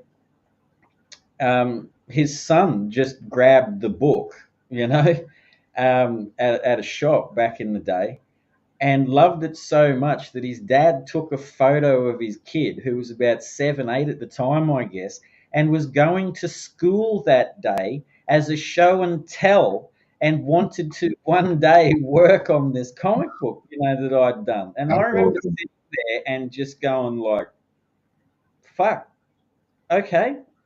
Like that's 100% cool for me, man. And, and that's what I'm getting at, like if you genuinely, but I mean, like that's not an accolade you can seek for. That's not an ego thing. Like you could not have seen that coming. no. No way. And that's part of the joy of the creation, is that it touched people of different ages, man. And there's a lot of people of different ages who read the book and reached out to me since then. And I appreciate people's time. and energy and enjoyment of it for the work I've done. So I don't necessarily I don't hold against anyone having their own drives and things like that for wanting to get their works out there. I mean, even just to touch on previously, even with the materialistic stuff, if you do want those sorts of things, but it's what you as a human being within yourself, being true to yourself, genuinely want, and that is something that you gives you joy, you pleasure, and stuff like that, you go ahead and do it. But the trick is not, I think, from being where I am now and having gone down that road, is not falling into the path of wanting to take someone else's path, like not looking next door and seeing they've got, like something flash. So I've got to match them and, Yeah. and match them with a pair of shoes and match them with this and match them with that. And that's the difficult thing that I got stuck into previously before I dropped off the socials and had some time to myself, man, and realized like I'm getting a little bit too influenced by other people. I can say that I'm not, but realistically, let's just be fucking honest with yourself, Leigh. You know what I mean? Like I am. And like those other people who do whatever they want, man.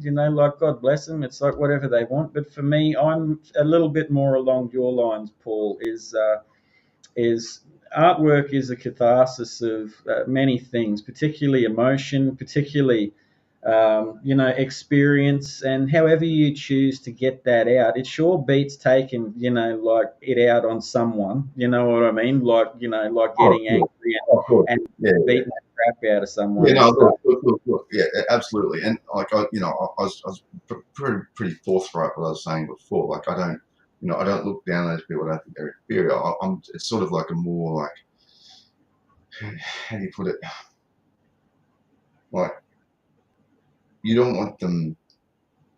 You sort of see the hurt that's going to happen to them Mm, because they may not have the awareness to realize that what they're aiming for is eventually going to hurt them mm, when it disappears or when it can't be replicated. That experience can't be replicated. mm. I've gone all blurry again. I've been blurry for a while. Did I I? don't know. Maybe scissors like I've got to put him on the Days of Our Lives, Vaseline on the camera for the show out the ugly details. I don't know, man. I just, The yeah, yeah. shine. I know. Look at that. It's fantastic, that, man. Like I wish mine No, did that. yeah, but but it's man, it's always this like fine line of balance of I actually got two hands. There we go. Fine line of balance. I don't know where to sit. Of why you want things and why you want to achieve things and um, like Sencho. And I'm sorry, I think I said your name 7 different times, 7 different ways. I've been messed it up each time, but he said it's true. It's nice when people like my work, but there's an incredible feeling of holding it and thinking, wow, I did that, which goes right back to the start of the conversation where I said, Yep. what is the purpose of art? And the purpose of art is to go in and then come back out again. Mm-hmm. And the coming back out again is the wow, I did that. Like the physical thing is like I'm holding nothing. I go in, I come out, I hold the physical thing. Yeah. And that's why the physical thing I believe has so much power over like digital comics and all that. Because like Yeah. yes, this is the end. This is like the end of my journey. This is my journey right here. Like when you produced your comic and I produced mine, and Yeah. that it literally is, the physical manifestation of what was in you, and you had to fucking go in deep to bring that out, no matter what form it took. Creating thing is not easy. Nothing. Knitting a jumper, I couldn't knit a jumper to save myself. If I had knit a jumper, that'd be harder to write a list. I'd cry more trying to knit a jumper. Like I'm never going to attempt it. No way. Yeah. It is strange that all the answers are inside. They're literally inside, and that's where, well, when I was getting on about like the external things, you start aiming for the external things. You're looking outwards. Art isn't out there. Eventually, it's out there when you hold it and say, "Well, I did that." That's your external. That's the external thing you should be aiming for. Not for this, for that, for that, for that. Great. Yeah. Go and with them and find out. Yep. You know, because and you keep looking for the happiness. If you're driving your Porsche around, and if you're looking who's looking at you, that's not internal. If you like, the Porsche hasn't made you happy, because you're constantly looking for validation. Everyone, you like it, right? You like it, sure. Please look at my Porsche. I lost my family. Well, I mean, man, they do say, like Buddhists and stuff like that suggest that, like the journey begins within. Like nothing external will bring you, like the happiness and peace that's getting your own inner turmoil under control. And You can, just to end off, if you can drive the Porsche and not have to look for the people looking at, then you're driving the Porsche for the right reason. You appreciate the engineering, you appreciate the beauty of the car, you appreciate the experience. Indeed. Mate, and that's where I think to come back to, and like, man, I love our conversations. We can cover so much different territory. Like if people only catch like coming halfway, they go, no, we like wind this stuff down and around and stuff. We always bring it home.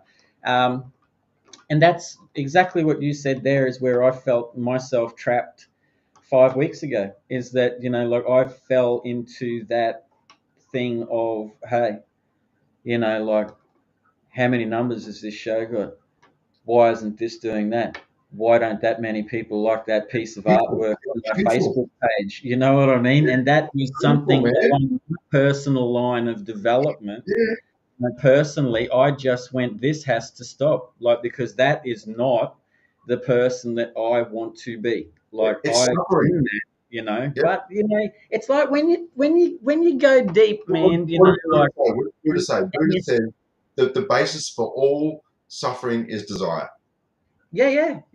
Hence, we come back to the desire. I mean, when you go deep into the shadow work sort of stuff, like, I mean, no, everyone's scared of it. You know what I mean? Like, and I was terrified of it, because I was like, holy shit, man, I got some stuff going on. But luckily enough, I don't have as much stuff going on as other people do. So, like, that was okay. But, like, man, the old famous quote, like, there's gold in the shadow. It's not something to be scared of. You just have to accept the fact that that's not what you are. Sometimes you'll be, like, be pure. And face it, and it's pretty fucking like cool when you get to it. Like I had just with that. I mean, look, I'll be quite honest with you, dude. Like about 5 weeks ago, I had a total fucking breakdown. Like I've always been honest with people on this show. I guess that's why, I like doing it, and talking honestly with you. And that absolute breakdown, man. Like I wanted to die. Like, and I cannot tell you that any more truthfully than that. I did not want to fucking live, and I don't know why. Because I felt in my mind that I had shattered, because I was so busy trying to please other people and so low in self-worth through trying to please the wrong people with what I was doing, that I completely fucking found myself void of what I was doing and what I needed to do, and to fucking like allow myself to be me. And I started questioning my artwork. I started questioning myself as a person. I started making fuck ups in personal, like friendships and like fucking just, and it was really, really, it wasn't good, and I was feeling it, because believe it or not, I'm not like rock fucking hard diamond, man. Like I'm a pretty emotional dude, and anyone that knows me well knows that, like, fuck, man, I tell everyone I know, like when I see him, I fucking love him, like I'm like fucking, I'm not like some dude that's, like just walking down the street fucking cracking a coconut on my head, you know what I mean? Like I'm fucking busting my biceps out. But I did. I just felt like, fuck, like, what am I doing? And then the thing that blew me out is when I just had space. I had total space.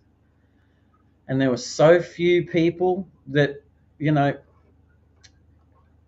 the thing that made me realize as well is that when you don't have socials and you're not on socials and you're not constantly available to people, things like anxiety, stress, like all of those things change, their levels lower.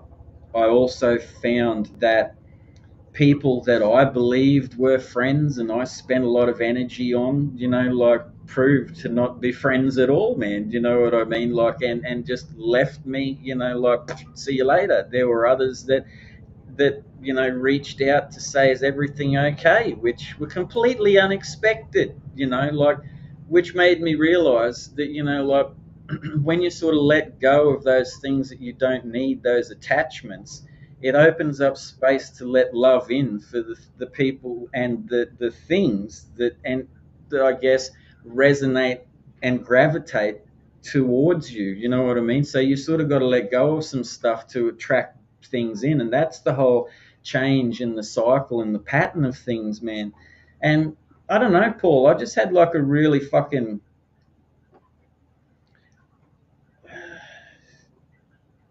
I questioned everything again, like absolutely everything.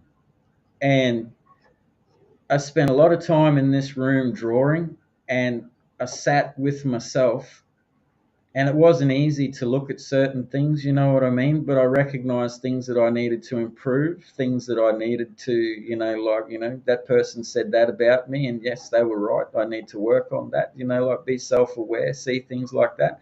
Through spending time with myself and being like more creative, the ideas have begun to flow. I was at the point where, like, I haven't got any ideas, I'm all dried up, man, like, but then I realized that was because I was like just getting bombarded by things, too much information flow. But as I sat by myself and I realized that, like, I wasn't seeking ideas, suddenly I was having conversations with people that were like, oh, one sentence, and it's and I noticed just little things like that starting to come back, and then I was like, hang on a minute, and I could do this and this and that.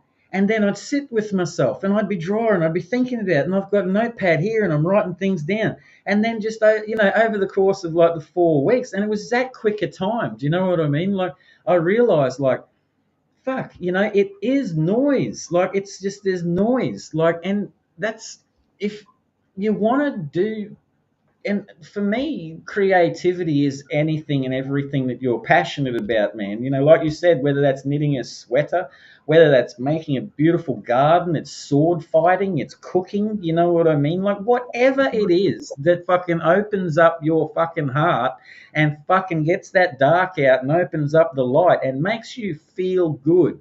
And then, what's weird is when you start feeling good about what you're doing, it doesn't have to be fucking Picasso. It just has to be you, like, and honest and pure and fun and fucking for the right reasons. And then you start feeling good. And then you start going out into the world, man, and you're shining a fucking light out there. You don't have to say anything. You're cruising around, not in an arrogant way, but you're just like, I feel good. How you doing? Like, what's going on? And it's a cycle of fucking joy, man, like, and I just, and part of the whole, like, thing that I did realize is, like, I guess this is just, how I want to live now. So that's why I guess I've come to the decision, like, as I spoke to you about 5 weeks ago, about like fucking not knowing what the fuck I was going to do, where I was, who I was. I've been so grateful to have, like, fucking 2 friends right here on the show, other than yourself, Paul, that,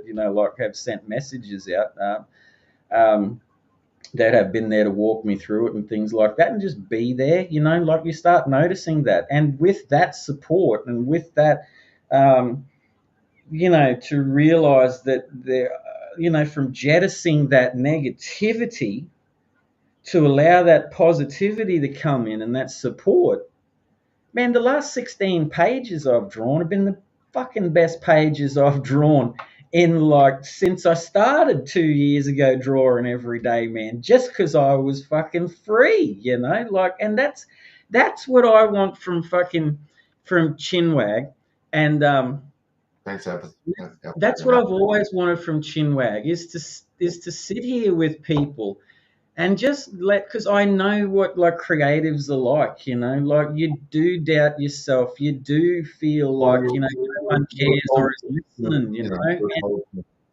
Yeah. Sorry, man. You were told to. Well, like you were told to doubt yourself because like, Yeah, what the yeah, fuck? What are you doing? What are yeah, you doing thinking you can write or be an artist or be successful? What are you going to be a rock star? Are you going to be a bestseller? Are you going to do that? You can't do that. Why are you fooling yourself? yeah, You know, yeah, why are you doing that? And you're like, well, because I love it. And I have, you have as much idea as anyone else or me or whether it's going to succeed or not. And that's not the goalpost by which I measure how much art means to me. yeah, You know? And like you went through what you went through there was like a recreation, like a rebirth. You know, a lot of people. It's firstly you recognise you had to get off socials.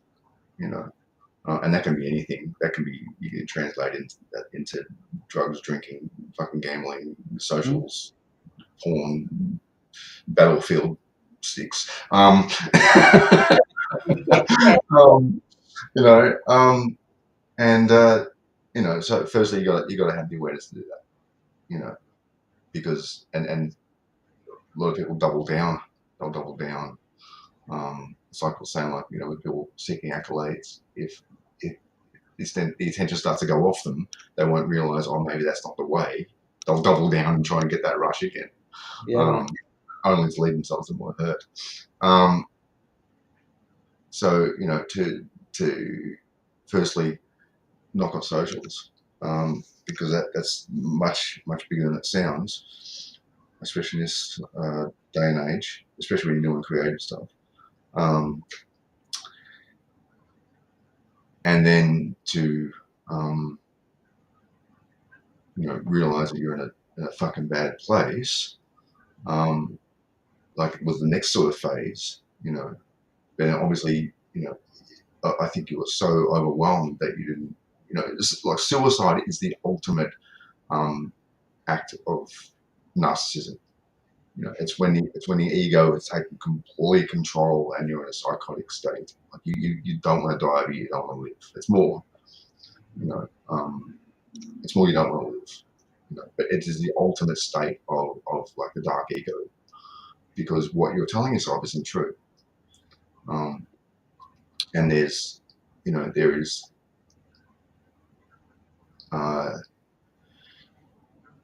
there is only you thinking that.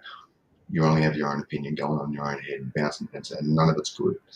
So I think you tapped into the realization that you are mentally overwhelmed, psychologically overwhelmed. And so it's a good thing, obviously, to question yourself, but then you've got to like we were saying before, how much nuance is involved in questioning yourself and like the ego telling you shit that isn't true. Like how much is self-awareness and how much is just complete and utter non-truths about myself that the ego is beating the fuck out of me. And that but you eventually you broke through that, which gets back to what we were saying before, is like moment to moment. You choose which side of the battery you want, the negative or the positive, and the negative was overwhelming you for a while, and that maybe wasn't a choice because you were exhausted and done. And when you're down at that place, it's very, very difficult to see that what's happening isn't the truth. It is not the truth. That's the saddest thing about suicide. And that, it began to alleviate. Great friends reached out. You realize that what you were thinking isn't true. And your positive self started to, come through, and you started to choose to go on that path again. So, that stuff all that stuff you were thinking, it's self-evident that it wasn't true. It wasn't true. Or if it was a small part of it. It wasn't it didn't totally define who you were. No, Um, it didn't, so man. And the wild part, Paul, is that it was about 2 weeks worth of constant conversation and check-in from particularly two people, good on and them. Yeah. um, and then when I recognized, like, because this, recognized, like, hey, there's some things here need to fucking change. You know what I mean? Like, and I think half of the battle was, man, I had this idea in my head that, this is the thing that your ego or my ego played. And, everyone's different, like, but this is just for me, and I, again, just talk. Um, on one hand, as I was saying to you about the numbers, and I've got to get the next issue out, and people need to think I'm busy, and I need to do this, and I need to do that, like, fucking, man, I have so many responsibilities, man. You know what I mean? Like, outside of, like comic books and chinwags and things like that, and everyone does. Okay, so again, not comparing myself to other people, Of course. Yeah. but recognizing, like, just my sort of balance and load were way out. I was helping too many people that I had the arrogance to think that I could help them. And I should not, I didn't realize the engine light was flashing. You know what I mean? I should have been aware enough. Instead, I was looking out at all of the things that, feel good. You could help that person feel good. Do 40 fuck doing 20 like you wanted to do at the start of the year. Let's do 40, man. 40 chin wags. Yeah. All right. You want to do 3 comic books this year? Fuck that. You can do 5. Oh, fuck yeah. And you start going through, like, and these cycles, man. And then you're not sleeping. You get up at fucking 4 a.m. in the morning, you come down, you're working on your thing. And then, like, I work all day. I'll just sit in this fucking room. It became like Stockholm syndrome, man. Do you know what I mean? Like, the cage was my home. Like, I didn't feel fucking comfortable anywhere else but here. And I had no idea that I was, like, racing towards this total fucking nervous, emotional breakdown, man. And that's exactly what I had.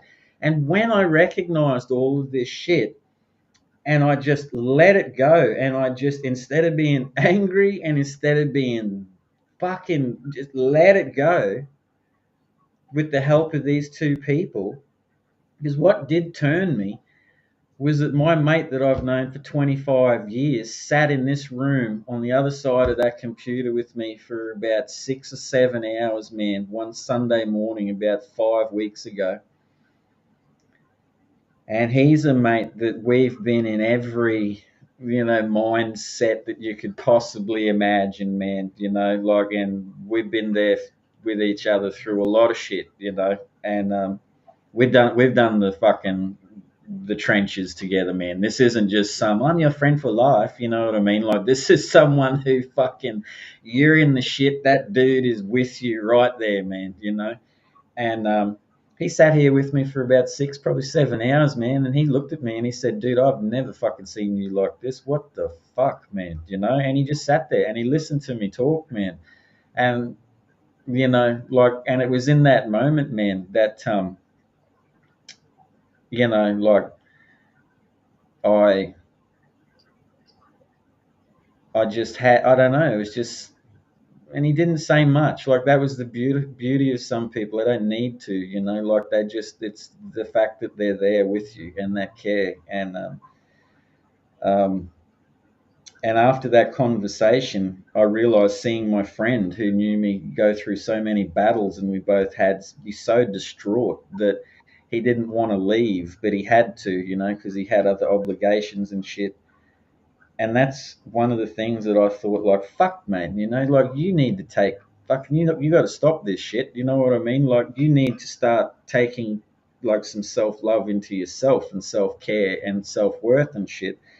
And not worry so much about other people. And as I jettisoned that load and had that realization of, like, like, can't help anyone unless you fucking help yourself. You know what I mean? Like, when you've got yourself together, and then you can reach out little by little, little by little, And I fucking came out one morning, man, after, obviously early in the morning, because I meditate twice a day, all that sort of stuff, and I like to do it just on fucking just a little bit before dawn and shit like that, because it's nicer and stuff in the dark. Beautiful time of day. Yeah.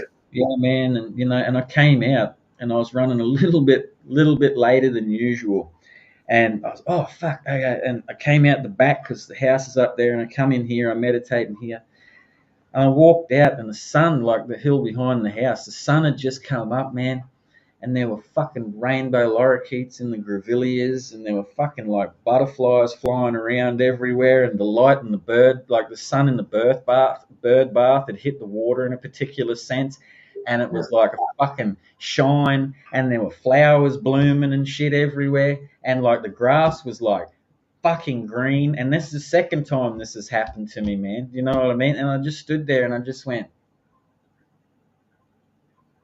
yeah, man, it's good to be, you know? And I came down the back, man, and I fucking had like the best meditation I've had in like 12 months. And that was what fucking turned me. And that's when I came back in here and I started like thinking, like, okay, we cool, man. We all right. What does art, what does this mean to me? And as we touched on earlier, there is no difference between my creativity and me, because I have the ability to create every day, every moment, every page, every interaction with people, every conversation, not always perfectly, always lessons. The fuck up isn't the mistake. The fuck up is making the same mistake, Like, everyone makes mistakes and shit. Yeah. And these were just all fucking realizations that I had. I realized that everyone puts themselves under too much pressure. If it's not pressure like societal standings, financial pressure, social standings like fucking belongings and things like that, there's just so much who you should vote for, what shirt you should wear. There's just such a degree of pressure on everyone that when like, just take a minute and just chill the fuck out and just breathe, man. Like, and then slowly, as you think everything is getting away from you, you realize you're fucking standing right in it. It's right there. Everything you need, like, is fucking here. And it's just a fucking really trippy thing. And since then, man, like, I'm feeling pretty good about things. As I've realised, like, when I did a previous Chinwag, Spedsy asked me, because he was hosting that night, because I was the guest. He said that I seem to be two people, a larrikin and someone that takes his artwork very seriously. And at that stage, I was like, yeah, he's right. You know what I mean? I am two people. But then I also had the self-realization of coming out in that particular moment is I'm not two people. I'm one fucking person. I'm the larrikin and the artist. You know what I mean? Like, and that's, like, that's just how it is. And I can't stop. That's my take on art. It's deeply personal. It may not be everyone's cup of tea. I know there's people don't like my artwork, but that's not going to stop me. I know there's people don't like me as a human being, but that's cool. I do not require them to, like, in order for me to continue on my journey and stuff, man. Like, it's just arguments. It's like peace, love, and harmony and shit. You know what I mean? But like, man, it's that's what I love about conversing with people like you as well, mate, is because, like, open-mindedness and things like that, like, just because you have a conversation with someone and you may have a different opinion than somebody else doesn't mean you're an enemy. It just means you have an opinion, and that's what you're, like, that's the way you want to live and things like that. Like, and there's nothing wrong with any of what anyone's doing as long as you're not hurting anyone, true to yourself, and letting people be people, man, like, and it comes across that way because, like I said to you, creativity is in life. We live it, whether you choose to paint, draw, garden, whatever you do, man. Be free, love, joy, happiness. If you're fucking banging your head against the wall trying to get more and more and more, you'll end up like I did, man. Do you know what I Yeah. mean? Like literally sitting there wanting to That fucking. is what they're selling. That is what they're selling. And I'm not anti-material.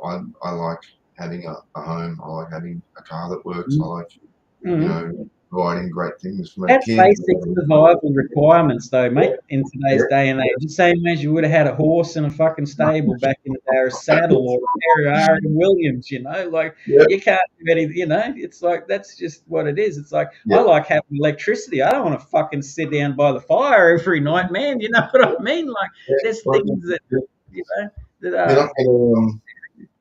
You're not gonna. I mean, look.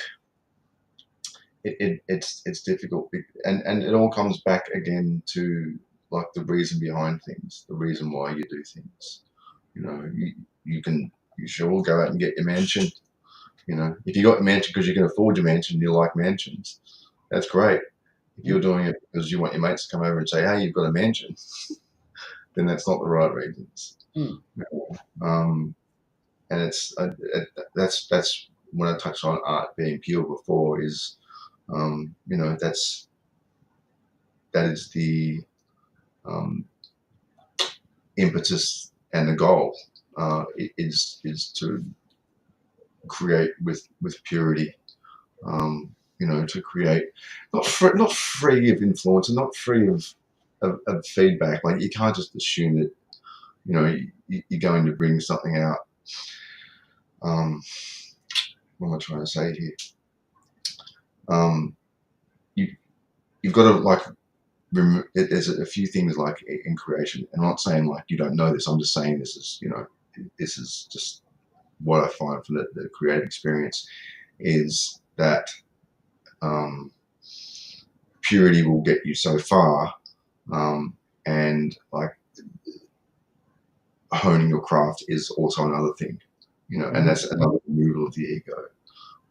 And so, like, people get confused between following their vision, and being true to the vision and not compromising or placating or pandering. But then there's the other side of things where it is, well, then if that's true, then what's the role of feedback and mentors? You know, um, and like to that, I say that there are people out there who identify what you're doing. The best mentor will always be the person who identifies what you're doing with your work and enhances it. They don't try and push their vision of how it should be, or that the best critics are the ones who see your vision and can comment on it negatively and positively. They understood your vision. Like some of the critics who wrote about the list, like a few of them just fucking got it, and they picked out things like maybe this could have been handled like this, could this be handled like spot on. That's great. That's like that they can recognize the faults that I recognize in it. And even more so, even more incisive faults. Like, okay, I didn't see that one at all. That theme, or that sort of petered out a little bit, or that wasn't as strongly addressed as it could have been. So there's what I see right through the purpose of art, aside from the inner journey, is to have an egoless experience, and be open to everything. The thing about advice is you can listen to it, but not necessarily take it, and that's two different things. Because generally, when people are giving advice, is that they have noticed a fault, and generally what they say as a solution is most often not correct. Because, like I said before, they're not aligning with your vision. Yeah. But if there's enough people who present an issue with a creation of yours, then there's every chance there's a weakness there, and then that's worth addressing with your line, your vision of the project. Like with my game, I play tested it 80, 100 times, with different people, And it'll always be like people like, oh, what about this? And I'll take a note. And then 3 goes like, oh, what about this? And then, what about this? I'm like, okay, they've all picked up on the same thing. They've all given different solutions. Mm. I'm not necessarily interested in the solutions unless they click, and they will click if they're in line with my vision. But I will see that there is an issue. There's an underlying issue, and I need to address that. And that's the same with art. You have to be open to having your vision challenged, as long as that's in line with your vision. Yeah. You cannot expect, and it's not about, I want to create a work that gets great recognition. And if it gets the right recognition from the right people, great. But let that bounce off you just as much as people who don't like it. Let it all fucking bounce off you. Yeah. I played the game of it. I played the game of everything. Everything that someone said about the list. Holy shit! I was eating alive because I was still very vulnerable when I brought it out. I'd never written it before. Yeah. I told you in the last one, I'd never gone into the comics world before. The list was my first comic scripts and my first comic. And so I was fucking raw as sushi when I bought it out. And so all the criticism like, oh, Jesus fucking Christ, I just bought out a book. Yeah. And I had to learn the lesson of don't buy back. Yeah. I bought a bit back, and that was a complete that's where I've come to now. Like the best thing is, mate, leave your ego out. Leave it right. You step into that. And, I step into my nerdatorium. The ego stays at the door. Yeah. Well, the best thing is about art as well is great art makes you think. Great art still sits in the back of your mind days later, years later, and there's a little, or you'll go back and you'll pick it up. And let's talk about just comics in general, right? For this particular point, you'll come back 12 months later and you'll reread something and you'll go, oh, I didn't think about that.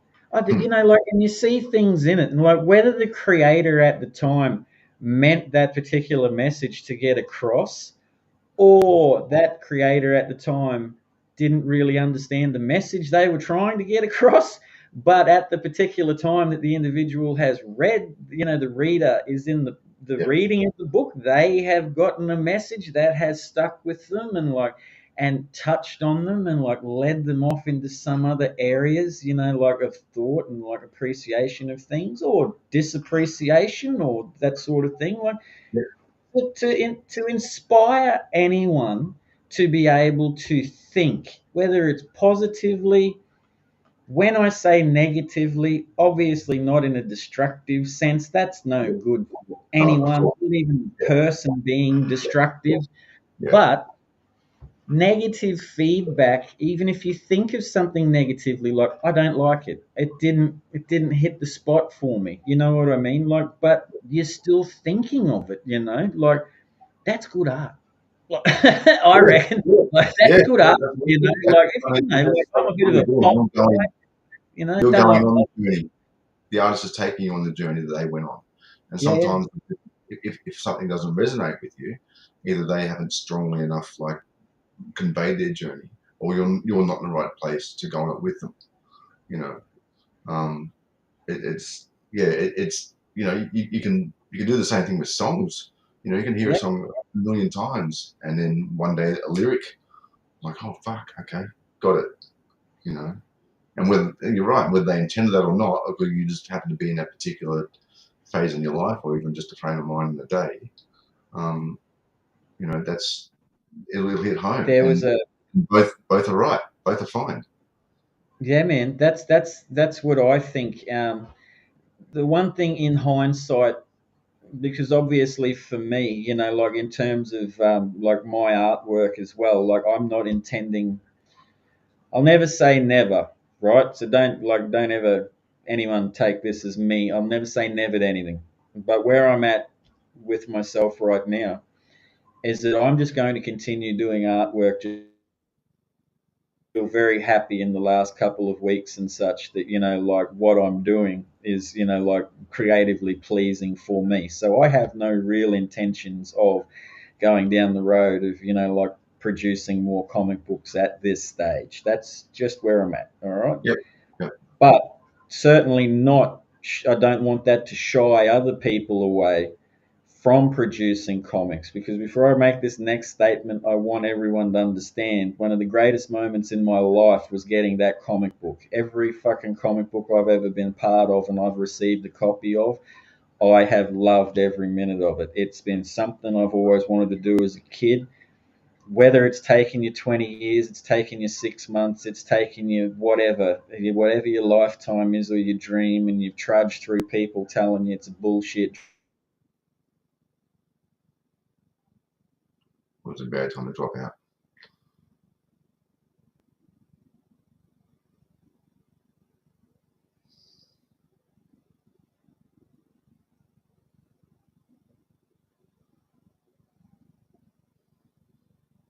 Are people still watching? They're just sitting here looking at my bald head. I can't sing. I can't dance. I can do this. I don't know if people are still watching or not, but if you are and you want to learn how to do this, just message me on Facebook. I mean, it's pretty good, isn't it? I'll do it further over here. What you've got to do is you've got to keep your fingers sort of like at a mole gap. One hand does this, and then what's the other hand do? Well, the other hand does this. I can't do them separately, but I can do them together. That's all I've got.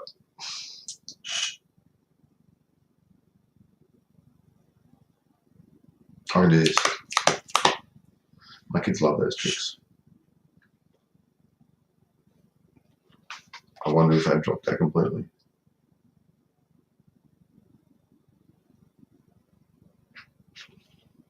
Sis, what's happened, mate? Oh, it did work. I was still on. I didn't know whether I was or not. I can give you some lessons, sis. You just got to keep your fingers apart and just feel the roll. All right? Just feel the roll, mate. I can't hear you. Hang on. Yeah, you're muted. Okay, sorry. It's Leigh That's who's all right. gone. Oh, he dropped out completely, did he? Yeah, it's yeah, he's not there at all. I don't know. Oh man, he was wrapping up some beautiful words too. Yeah, I'll just see if I can hello everyone, Sis here. Man, he's pulled a Bilbo on us and just vanished halfway through a speech. Maybe you Always can't like find the link again. I'll give him the link again. Yeah, because I've only got the one trick, sis. Like that's it. Oh, I've got none. I can't help you out. I'm gonna keep people going. Like I could do a step-by-step tutorial. And there's only so much you can do in like a limited scope here. Yeah, that's true. You know? Are there any So other I'm just physical? checking on Leigh. He might have like lost power or something. He's completely gone. Yeah, he's not even answering Messenger. Ah. Well, folks, we'll give Leigh a little bit more time to see if he can come back. I don't know what else to do. That's the That's a only shame. ways I have to contact him. I think he was on the verge of wrapping up too and saying a nice sort of parting piece. Oh, he's lost internet. Oh That's my why he's not God. answering to mess. That's why he's not answering to that either.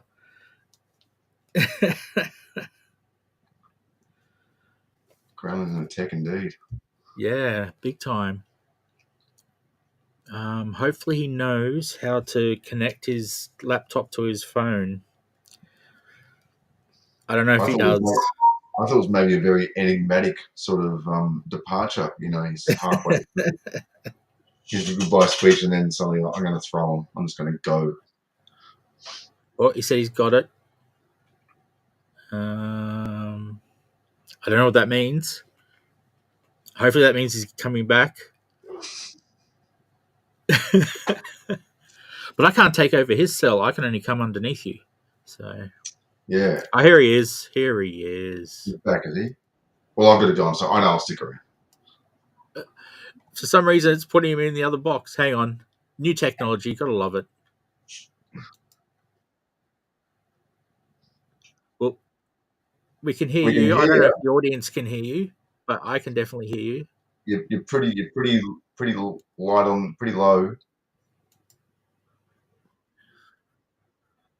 That whole thing just dropped out here, but it's okay. I am on stage. Look at me. You're not on There video. we go. Oh, there he is. There you He's go. back. Woo! All right. I will Thank leave. you, Sis. Thank you very much for saving the day. Fucking technical things. See what I mean? Like, look at that shit. But I was just what I was saying saying that to you, hey? you were in the middle of a beautiful sort of what sounded like a parting piece, and that was you bloody dropped Well, out. man, I'm. It doesn't matter because I remember where I was saying I don't panic about these things, man. It's like God, I've done 65 of them, dude. It's like I've No, dropped the in, crowd dropped out. panicked. The crowd Hey? panicked because I had to entertain them with Oh, my well, that's all right. You know what you're doing, man. Like, come on now. I have a few breakdancing moves. Yeah, spinning around on that shiny head, like a bath, like fucking just see feet, like going. But no, the point is, man, like what I was trying to say is like, don't be discouraged from those little moments because, like I've said previously in Chinwags, for me, I guess success comes in different terms. Like some people, are successful. To be successful in some people's eyes is to like have those big things. Like otherwise, some people just want to own a dog. Like so whatever is your whatever your like want and what brings you the joy. But the one thing that I would suggest is that you have to have a steely skin when you come into like being like in creatives and stuff, because outside of this safe haven of a community and comics and stuff that Shane and Carrie have set up, and like the members of the community and the networks and the team, like and the shows and then the comic books that are published and stuff, and everyone is like in communities sometimes you have differences of opinions in communities. Sometimes you have people like nattering away, like when they should be coming forward and communicating about certain things that are going on, because you'd rather hear about things, you can sort things out when you're talking to each other as a person, as opposed from hearing things, like around the backyard, like and finding it out later. And then there's a whole, like, you'll know it, Paul, you know what I mean? Like nothing is 100% smooth. It depends on how far you want to go. You are always going to get critics. You are just going to have to accept it. You are always going to get people who, like a wolf in sheep's clothing. Absolutely. You're going to have to accept that, but don't let it fucking discourage you. If it is something that you want to do, then go ahead and get it out and have a go at it. Whether it's an independent thing or you want to go for any path you want to take, don't let it stop you. Because like the one thing, and this is the other thing, Paul, I know this will sound weird, but I wrote this to my fucking self when I wrote the script of the last issue of Battle for Bustle, but I didn't realize that I was writing this to myself at the time. This is another thing that happened, right? So I don't, spoiler alert, whatever. The last lines, right, of this comic book that I wrote is this: you can live in fear or live with love. The path you choose to walk is yours. And at the time I wrote that, I didn't realize that I actually wrote that for my fucking self. Yeah. And I fucking looked at that the other day, and what I would say is my path, and choose your path. Fucking love, man. Like do what you love, do what you got to do, and fuck anyone that tells you you shouldn't. Because if we listened to everyone that told us we shouldn't do anything, we wouldn't get anything fucking done. Yeah. So let misery be with misery, and go and achieve your dreams and your goals, and like chip away at them slowly. They won't happen overnight. Fuck, it took me 25 years to get 5 comic books out. You know what I mean? Like it took Paul a lot. Like, and it's fucking Yeah. it, Absolutely, mate. it's brutal. It's fucking every page you bleed on it. Like every word means so And much, and that's just only in the creation of it. That's only in that the bringing of the product. Oh man, That's you know. something. It's actually it's yeah, like bringing it out can be confronting. Like I said, I was raw when the list came out because it was my first comic, and so I wasn't prepared. I just thought everyone just read comics and liked stories, Mm, mm, I read comics and like novels and watch movies. Like, oh yeah, that was cool, that was nice. No. There's like 90% of people are fucking amazing, and then 10% of people will hate your guts, and 5% of those will try and act like your best mate, and work to undermine you. But like you said, just push on. Don't let that 5%. I had the most amazing experiences, met the greatest people, had mind blowing conversations, mind blowing, sort of. I never thought that just writing this thing would bring me the experiences I had and the amazing time that I had. But I think we touched on this last time, and I'm going to try and make this not sound like an ego statement. I think I prefaced this similarly last time, was because it was my first comic, and because it did relatively well for what it is. And there was a lot of people there who'd written a lot of comics, and you know still did things like that. When they saw me being invited as a guest at the big cons and all that sort of stuff, and getting great sort of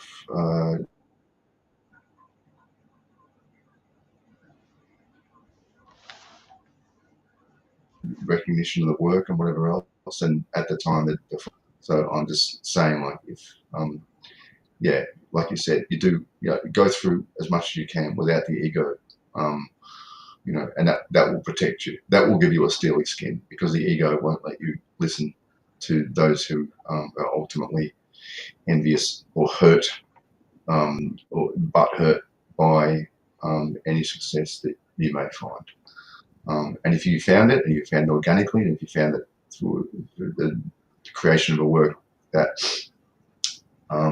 was pure, then you have nothing to be ashamed of, nothing to be scared of, and you only need to be proud of yourself and grateful for those who enjoy your work. I think you said it really well there, man. And it was incredibly ballsy, though, dude. Like when you did the list. I mean, it certainly isn't for like the faint of heart for people that are out there. But it's a beautiful piece of work, and I think what I like most about it too, man, and from like meeting you the last time and meeting you today is and talking to you again today. It's just like things are to be explored. I think that's part of your artwork as well, man. Is like you make yourself available to talk about a myriad of different topics. Some of them being pleasant, some of them being unpleasant, and I think that's also something that people. As difficult as it is, sometimes you need to be comfortable with talking about unpleasantness as well as pleasantness. There's a healing to it. There's just many things that come with it that and art can provide that. If you're not verbal, if you're not like a communicator, like as I was getting to before, like I write, like I'm a writer, but when I'm writing text messages, I can get misconstrued with like terms and soliloquies and like little differentiations between Yeah. things. You know what I mean? But when I'm speaking to people, I find that like I don't really often have many problems getting what I'm trying to say across. So everyone's different in that regard. I would just let it heal you. Like there's so many things that it can do for you, man. Artwork, and I love that question at the start of the show, man. Like because people that are listening to this show may be sitting there going, but I don't see artwork as either of those two's way of seeing artwork. And that's one of those beautiful questions, you know what I mean? Like, is it allows thought, man, it allows people to sit there and ponder what, like their processes are and things like that. I mean, I'm sitting here looking at, like, and just to randomly, like, just pull the list up. again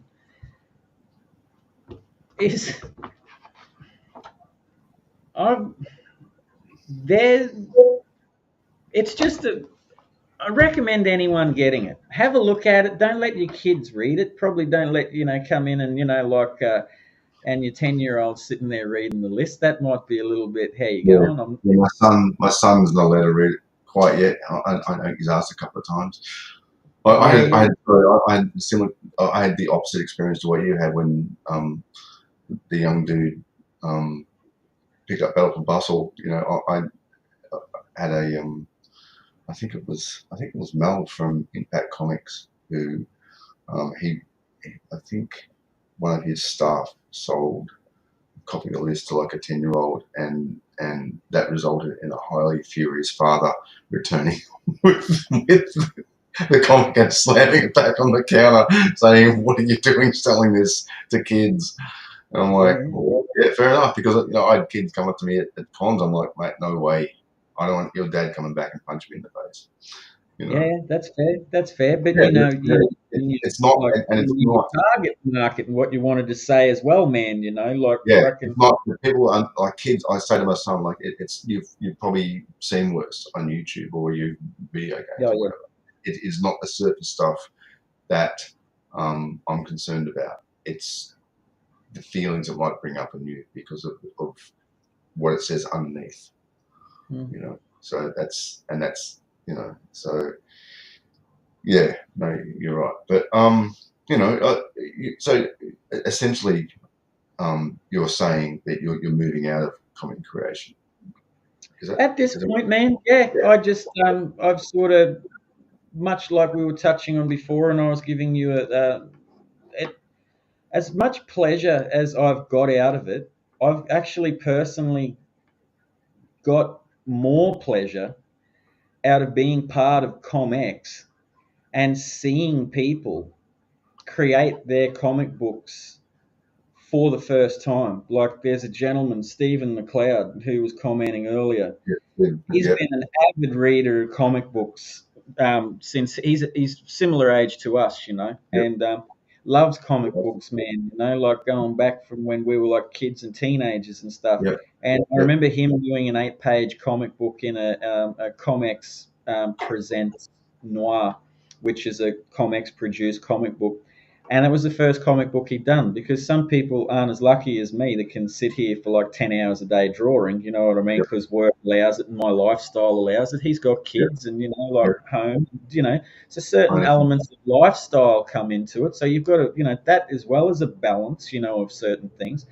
And I remember mean, having a eight conversation with pages him, of it. like, You think of well, what I 8 pages remember is? having a 8 pages is a conversation with lot. him, man, and he was so over the moon with things. Like, Yeah, oh, I've got a comic book done, and that fucking blew my mind. And then I just, other people that I've touched base with and things, and to see their happiness and joy and stuff like that. Andrew Law's another one that's wanted to do yeah, Slayham for such a long yeah. time. I backed Slam. I can't wait to get it.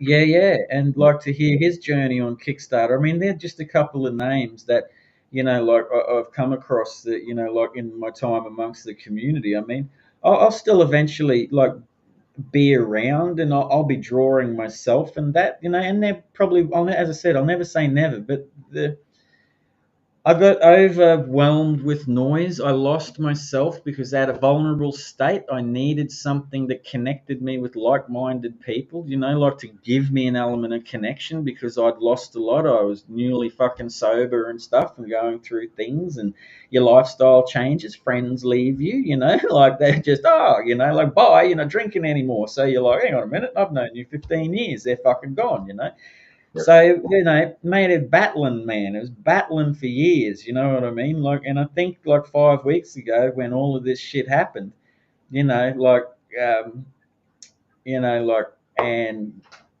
oddly enough, it started with the whole,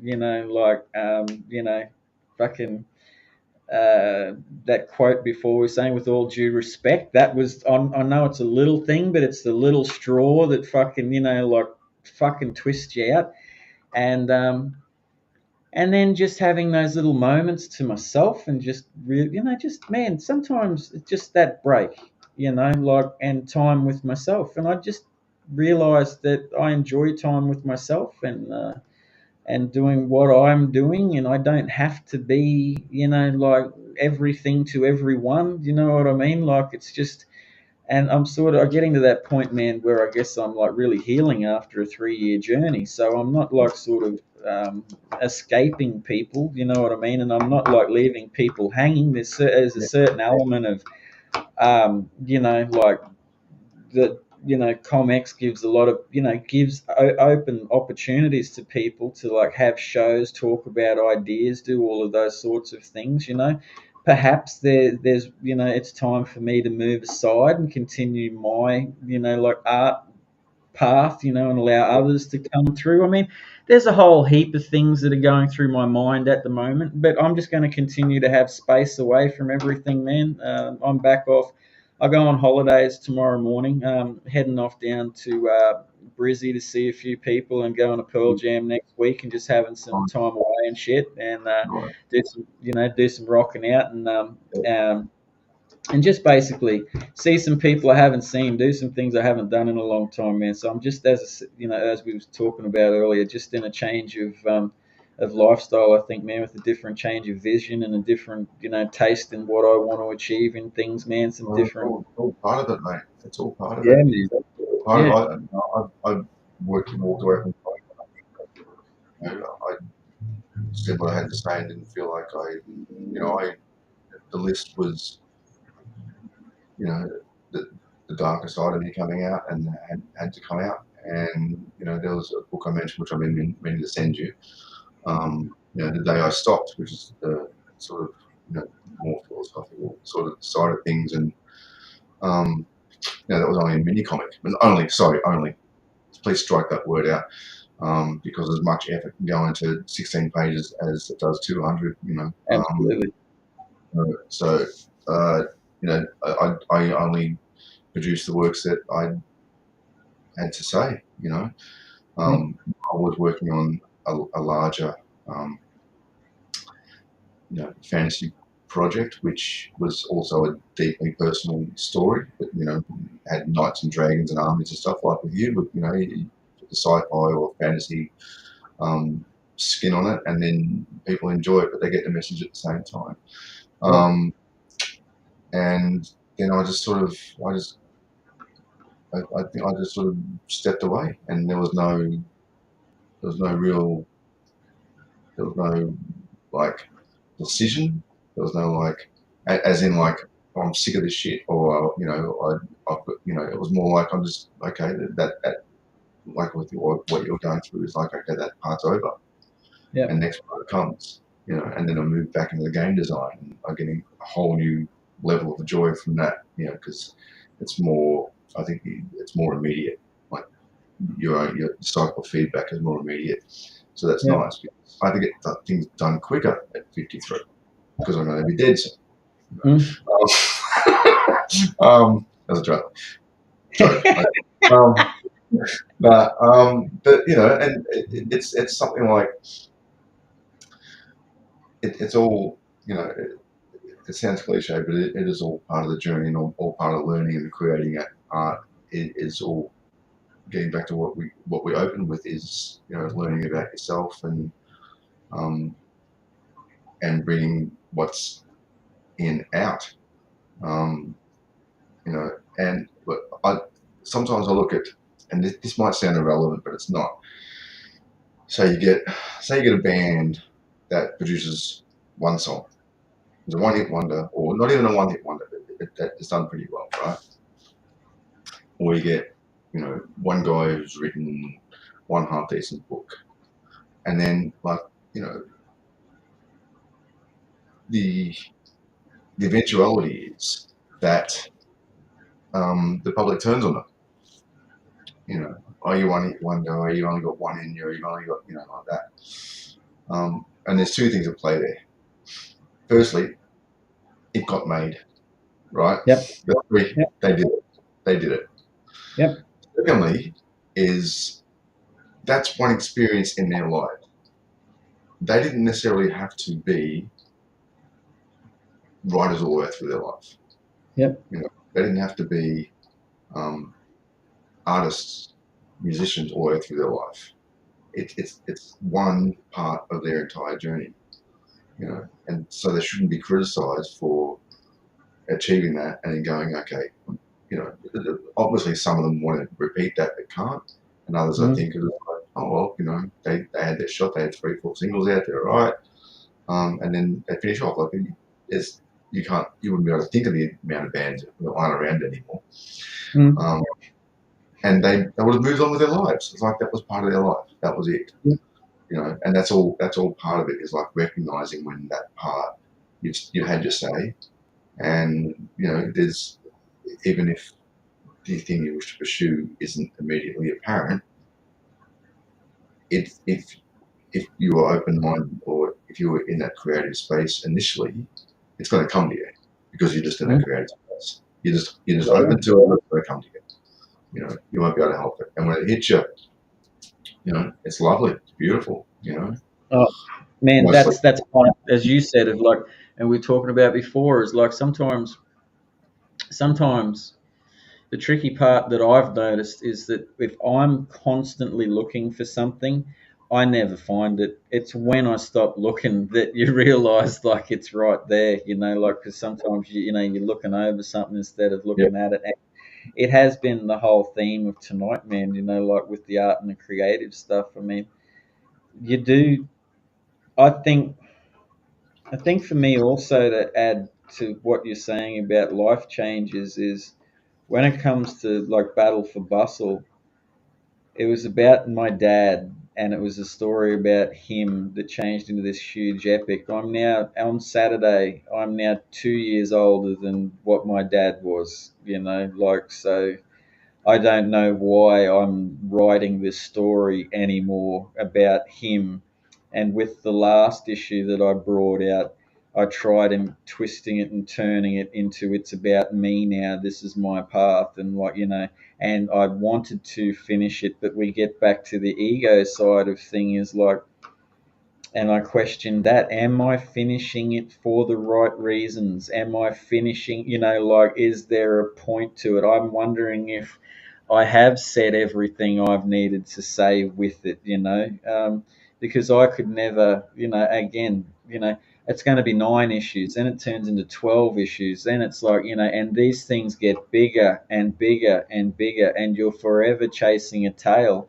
And I've sacrificed, man, I've said this on the show too, you know, like, sacrificed 2 relationships because of this comic, because I was drawing so much, obsessing over it, constantly thinking about it, that, you know, like with drinking and being on, you know, this 1-track mind, you know, like for fucking years at a time, you know what I mean? Like people that I deeply loved, you know what I mean? Like, just fuck this, I've had enough of this, man. You aren't present, you know, like, because you're fucking, you know, you're living in this other world. And just from, as I said, like that 5 weeks ago, man, you know, like, it was just, it's been such a long fucking journey. And I'm trying to change things around and look at the perspective of things, what I've learned, what I've, you know, fucked up along the way, what I can improve. And you battle along and you fight and you survive, you know, and you grind through the churn, you know, in the artwork. And the really strange part is, Paul, is if I never produce another comic book, but I'm still drawing, as long as I'm still drawing, the same satisfaction is there for me, you know, like, and that's what I have realized in this short space of time, is like, that's just whether I produce a comic book or I'm just drawing for myself. This is it. It's still it. And I, again, like, I'm not sure. I like talking. I like conversing. Chinwag is, I guess, popular amongst the community.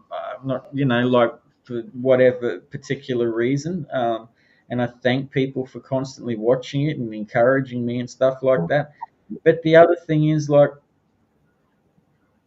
I'm not an entertainer, you know. I never sort of have been. I played in bands when I was younger and I did things like that, but I'm someone that prefers to stay private. And I know this is weird saying like how open I am and stuff, you know, like with things now, but that was because essentially, like, I have to be, because my lack of communication skills that I put into the comic book and spent so much time, invested into that, also played a part in fucking things up. And that's why I talk so much, and I tell people about, like, as they say in the 12-step program, don't give advice, talk about experiences. So I'm just trying to communicate my experiences to people, maybe it helps me. Maybe I definitely think chinwags have helped me along the lines to sort of, in a strange way, come to this conclusion, this self-realization. So in a strange way, Paul,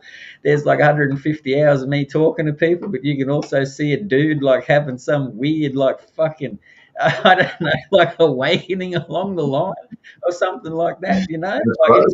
it's weird, man, like it's so strange, and that's not lost on me. But I don't know, I'll never say never. But for me, like Sis and me do some talking about different things, like, and doing a show here or there next year and different ideas and things. But for now, those ideas are in my head. I know they're there. I don't have to rush anything or push anything, like my plan is after, Wednesday, Thursday, man, back off socials. I'll contact everyone I need to when I'm away, you know what I mean? Like, and for the rest of the year, I'm just going to enjoy my dogs and my cats and, like, my mum and the house and, like, a drawing and just the real simple little things that I just lost touch with because of the Oh complexity yeah, of stuff. yeah. I know So, the obsessive personality with art, because it's so rewarding and just feels so, like, right and natural in who you are.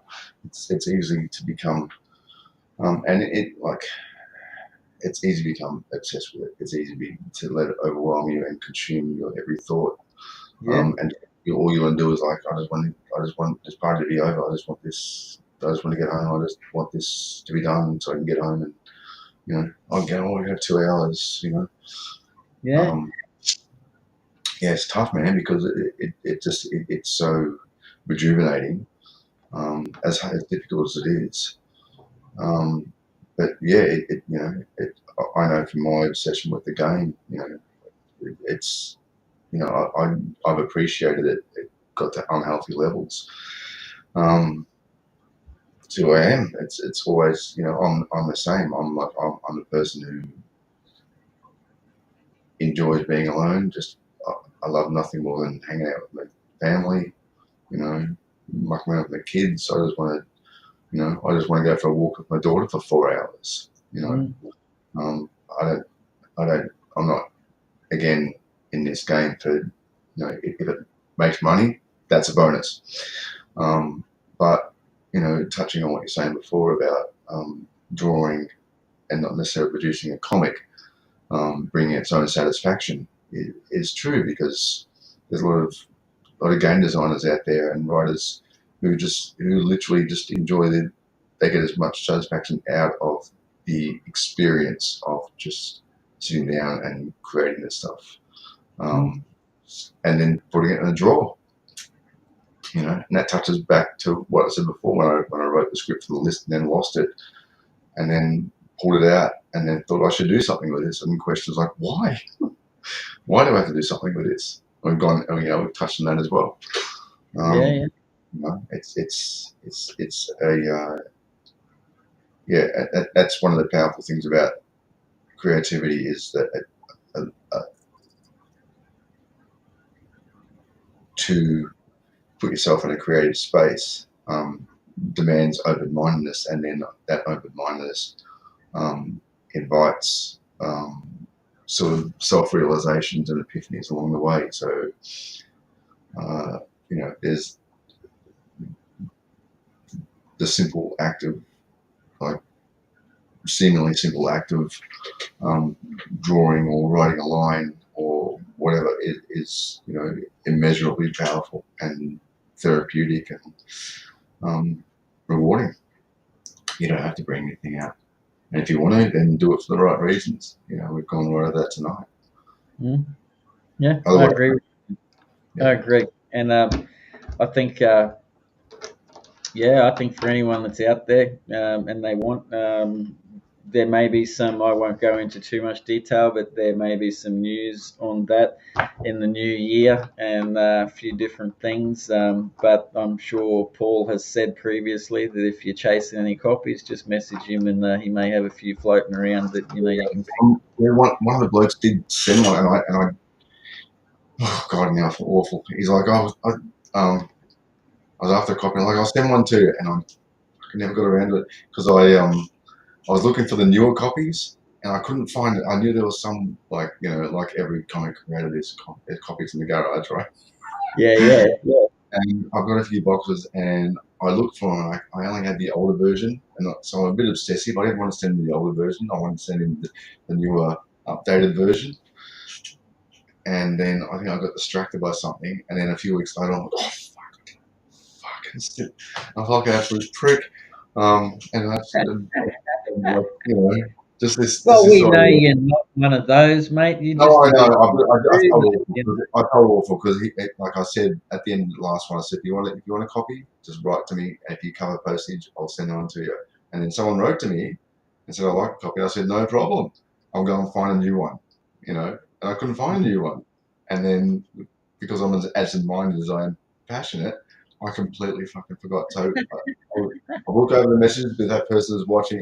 I'm deeply apologetic. If things happen as in next year, let's do something to solve that situation, because these things I carry, believe me, I carry them. Like I felt really awful. So Well, you're an empathic dude, man. Like you don't write something like and create something like the list, mate, if you're stoned. You know what I mean? Like that's the beauty of that comic book, is that not just you being the writer, and the creator of it, but like Henry and Tom doing the artwork and stuff. Like there was a chemistry between the three of you guys that really does work in that book as a whole. And the one thing that my love of the Crow is that if you may look at it and go, oh, some of it's not the best artwork, and some I can see a mistake here, I can see a mistake there, but as a fucking whole, it is magnificent. And mate, I class the list in that category, as in, like, if you were to get a page here or there, you'd have no idea what was going on and you'd like it. But when you see it together and you see it from page one to the end, and it fucking and you read it and you get it, it is a beautiful thing, man. And thank you. I appreciate it. yeah, man. Thank you. I was incredibly. You're right. I was incredibly grateful to have Henry and Tom come aboard. Eternally, like they just knew. They just knew what it had to be, even when I didn't. I didn't know the look of it. Like I said, I'd never written a comic before, and I'd never really read many of them. I'd watched movies and read novels. So to land with those two guys who could, produce the more importantly than anything, the feel, because like I said, with the Chrome, with the list, of course, there's faults in the writing, there's faults in the art. Absolutely, no work can be perfect by any means, but the overall feel and tone comes across, and that's what they managed. They managed to do that with my words, and that was amazing. Yeah, man, I agree 100%. And no work's perfect. So, like, if mine's, how I get around my imperfections, mate. I just put smoke in it. Like, fuck, if I fuck something up, I just put a big smoke. Like, there's a chimney there or something like that. That's how I get around it. That's true. That's no lie. That's no lie. I'm like, oh, fuck that up. Oh, the steam coming out of that there, great. You know what I mean? Like, and little trick there, man. There's There's lots of things that I've learned along the way to like hide my imperfections and little tricks and shit like that. But Paul, mate, are you feeling comfortable with how we've covered our ideologies of what we think art is this evening, mate, and how we envision what it is for ourselves? I think we have given. I think one of the things that I always enjoy about our conversations are we do just speak. Sometimes people agree, sometimes people don't. We're not attacking anyone, but that's what chinwags are. Chinwags are chinwags. Chinwags are fluid. Chinwags are about freedom of expression and Yep. speaking about art and creativity and all of the little areas in between. And that's been Absolutely. the joys of Chinwag for me. It's been one of the joys of meeting everyone along the lines. So I'm going to, mate, before I go into the outro, I'm going to ask you, as who I believe, as you are my friend and someone that I enjoy conversing with and someone that I have great respect for their creative work, and I do wish you every success with your game and in your future endeavors and stuff like that. Thank you. What's the one piece of advice that you would give to anyone out there right now after we've spoken about all this along their creative paths, man? Because we've seen comments tonight about people trying to do their first comic books and like wanting to get their projects done, and we know that people have a time limit in their minds. They always want to get it out sooner than like later, like that sort of thing, but it's ready when it's ready. That's the other thing about creativity we didn't talk about tonight, but like it's ready when it's ready, like, and you can bust yourself up, but just got to let it fucking flow. Give Yeah. them some advice, mate. Okay. So when people get a question and they answer it with, "That's a really good question," because they pause, like, I don't know what to say. So I can only say this, and this has come from a guy who's written one comic, so don't take it too much to heart. But it's um, good fun. no, thank you. Um, I think it's probably more than a statement. It's probably more a summary of what we've said tonight. Is that follow your passion without ego, right? Detach yourself from expectation. Listen to those who are in line with your vision. Hone your craft and enjoy the journey. That's all I got. Fair words, man, because it is a journey, and there's no doubt about that. And like much of what we've spoken on tonight's been based on some principles about, as Shawnee said tonight, it's about the moment, and the moment makes up the journey. I know everyone's got to, like they're always aiming for the future and stuff, but if you aim too far into it's good to set yourself up and have little goals and shit. But if Yeah, you aim yeah, too far into yeah, the future, and yeah, you're looking too far in the past, man, you miss what's happening around you right there and then. And that moment, that little moment where all that work, each of those little moments make up to that, make up to that. And that's what it's all about in the end, is moment by moment, that's right, step mate. by step, one day at a time, according to Yeah, Alcoholics Anonymous. And really the principles, man, are the same. You can break. absolutely. That's the other funny thing too. Before we rock and roll, is everything's patterns. Everything is basic principles. Everything is discipline. Everything is faith, hope, Yeah, believing in yourself, like positivity, even in the fucking times where you can't. yeah, You know what I mean? Like yeah. just if it's something you got to do, you got to do it, man, because like you regret it if you don't, as Paul said tonight. And I know a lot of people that regret like things that they didn't try to, and like I that's just one of those things. I don't want to be that person, so I hope no one else does either, but everyone's path is different. um, Absolutely. Mr. Paul Bedford, love you, mate. I'm really proud of you coming up to the 12-month sobriety mark. Thank you. I And one think more only 3 years. yeah. It's thank you. Yeah, it's all part of the journey, man. But I guess as you said, like when you come free of substances and addiction and stuff, never free of addiction. Like that little sucker's like the ego. It's always there. You let the guard down, man, it'll bite you. But like you do, I guess, see things clearly, and you have a little bit of um, I guess there is a little bit of transcendence there, isn't there, man? You know what I mean? Like when you start doing things that are in the universal, like that. I guess that the flow and things like that. Like, and life is good. You start noticing things. You start Yep. taking more notice of people, relationships. My relationships with people are very good when I'm talking to them. It's just the text message relationships that like hit a bump, as we talked about earlier. But that's what it is. Um, lessons. But mate, thank you very much. No, Thank you thank for you. tonight with me to take her home. And yeah, very grateful for you, man, and your time and your support. To everyone Thank you. else out there, Amazing. Thank you for having me on again. I'm deeply touched. It was very, very cool. So to you and Sis, and thanks to everyone who who listened tonight, and whether you agree or not, that's the beauty of it.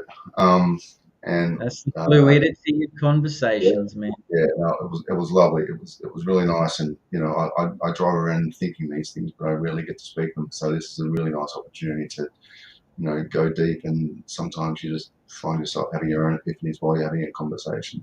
Like I could have stopped you at pretty much any sentence you said, and had an hour's conversation on each of those sentences. Yeah. So, Well, mate, after the show, when you hang around or before I go off socials, you'll get your opportunity because you'll be getting my phone number. So, like, we'll look have forward many to more it. Yeah, conversations and stuff along yeah, these levels, man. So don't you stress about lovely. that. That's good. While I'm That's on lovely. socials, I won't be losing you, mate. So No, you'll be thank there. you. Yeah. All right. So, mate, thank you. And look, to everyone out there, I don't really know where I stand with anything at the moment. I've got to be honest with you. I'm enjoying some freedom. I'm enjoying finding myself and just being at the moment. It's been a long journey. I didn't really realize how long a journey it has been. Had a lot of ups and downs. I've had a lot of breakthroughs. I've had a lot of backward steps. I've kept trucking on, but I guess I just got to the end of the point where I wasn't quite sure what my values were, and certain things that probably trying to be push myself too far, and I burned out again. So I didn't recognize the engine light. That's on me. That's not any of you. But thank you for all the support from people out there. Mr. David Bird in particular for reaching out and sending me a Okay. beautiful book and double checking to see that I was okay. I fucking greatly appreciate that, man. That really touched me, and it was yeah, that was just very unexpected, and meant a lot. So I just wanted to put that on the public record. I'd also just like to say thank you to Sis and Carrie, who have always been there with me and stuff over the year or two, and the years past that. Um, to Kylie, absent-minded, who's a great old mate of mine that was one of the people that helped me through, like over the last 5 or 6 weeks, and to Peter Gascoigne, who's possibly listening. He was my mate that sat across me from me here that night too, and I'm very grateful for them. As always, very grateful for Chinwag, very grateful for Comex. Never say never. We'll see what happens after a break. Can't give you a time frame back or a date or what I'm doing with myself, but it is what it is, and I'm just going to go and do what I've got to do. So that's just how it rolls. I wish you all the best. Be safe. Take care of yourselves.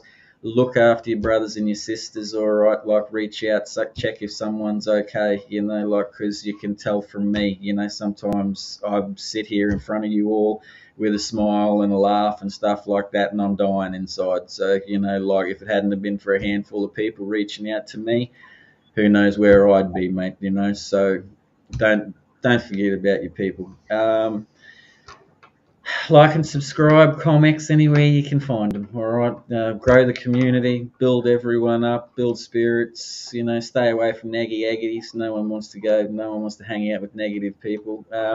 And don't forget to go to the shop, which is got over 100 Australian comic books, creators, helps keep these shows afloat, and it's an awesome community to be part of. I'd also like to say on closing, congratulations to Mr. Rob O'Connor and Death Ship Jenny, issue 5 just coming out.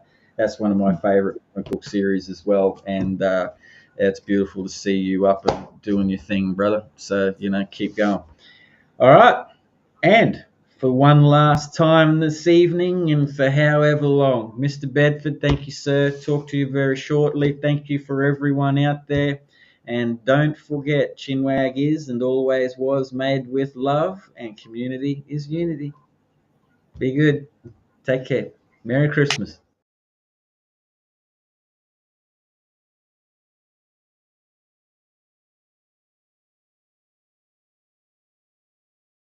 This show is sponsored by the Comics Shop. Check out over to comics.shop to pick up a variety of Australian comics from multiple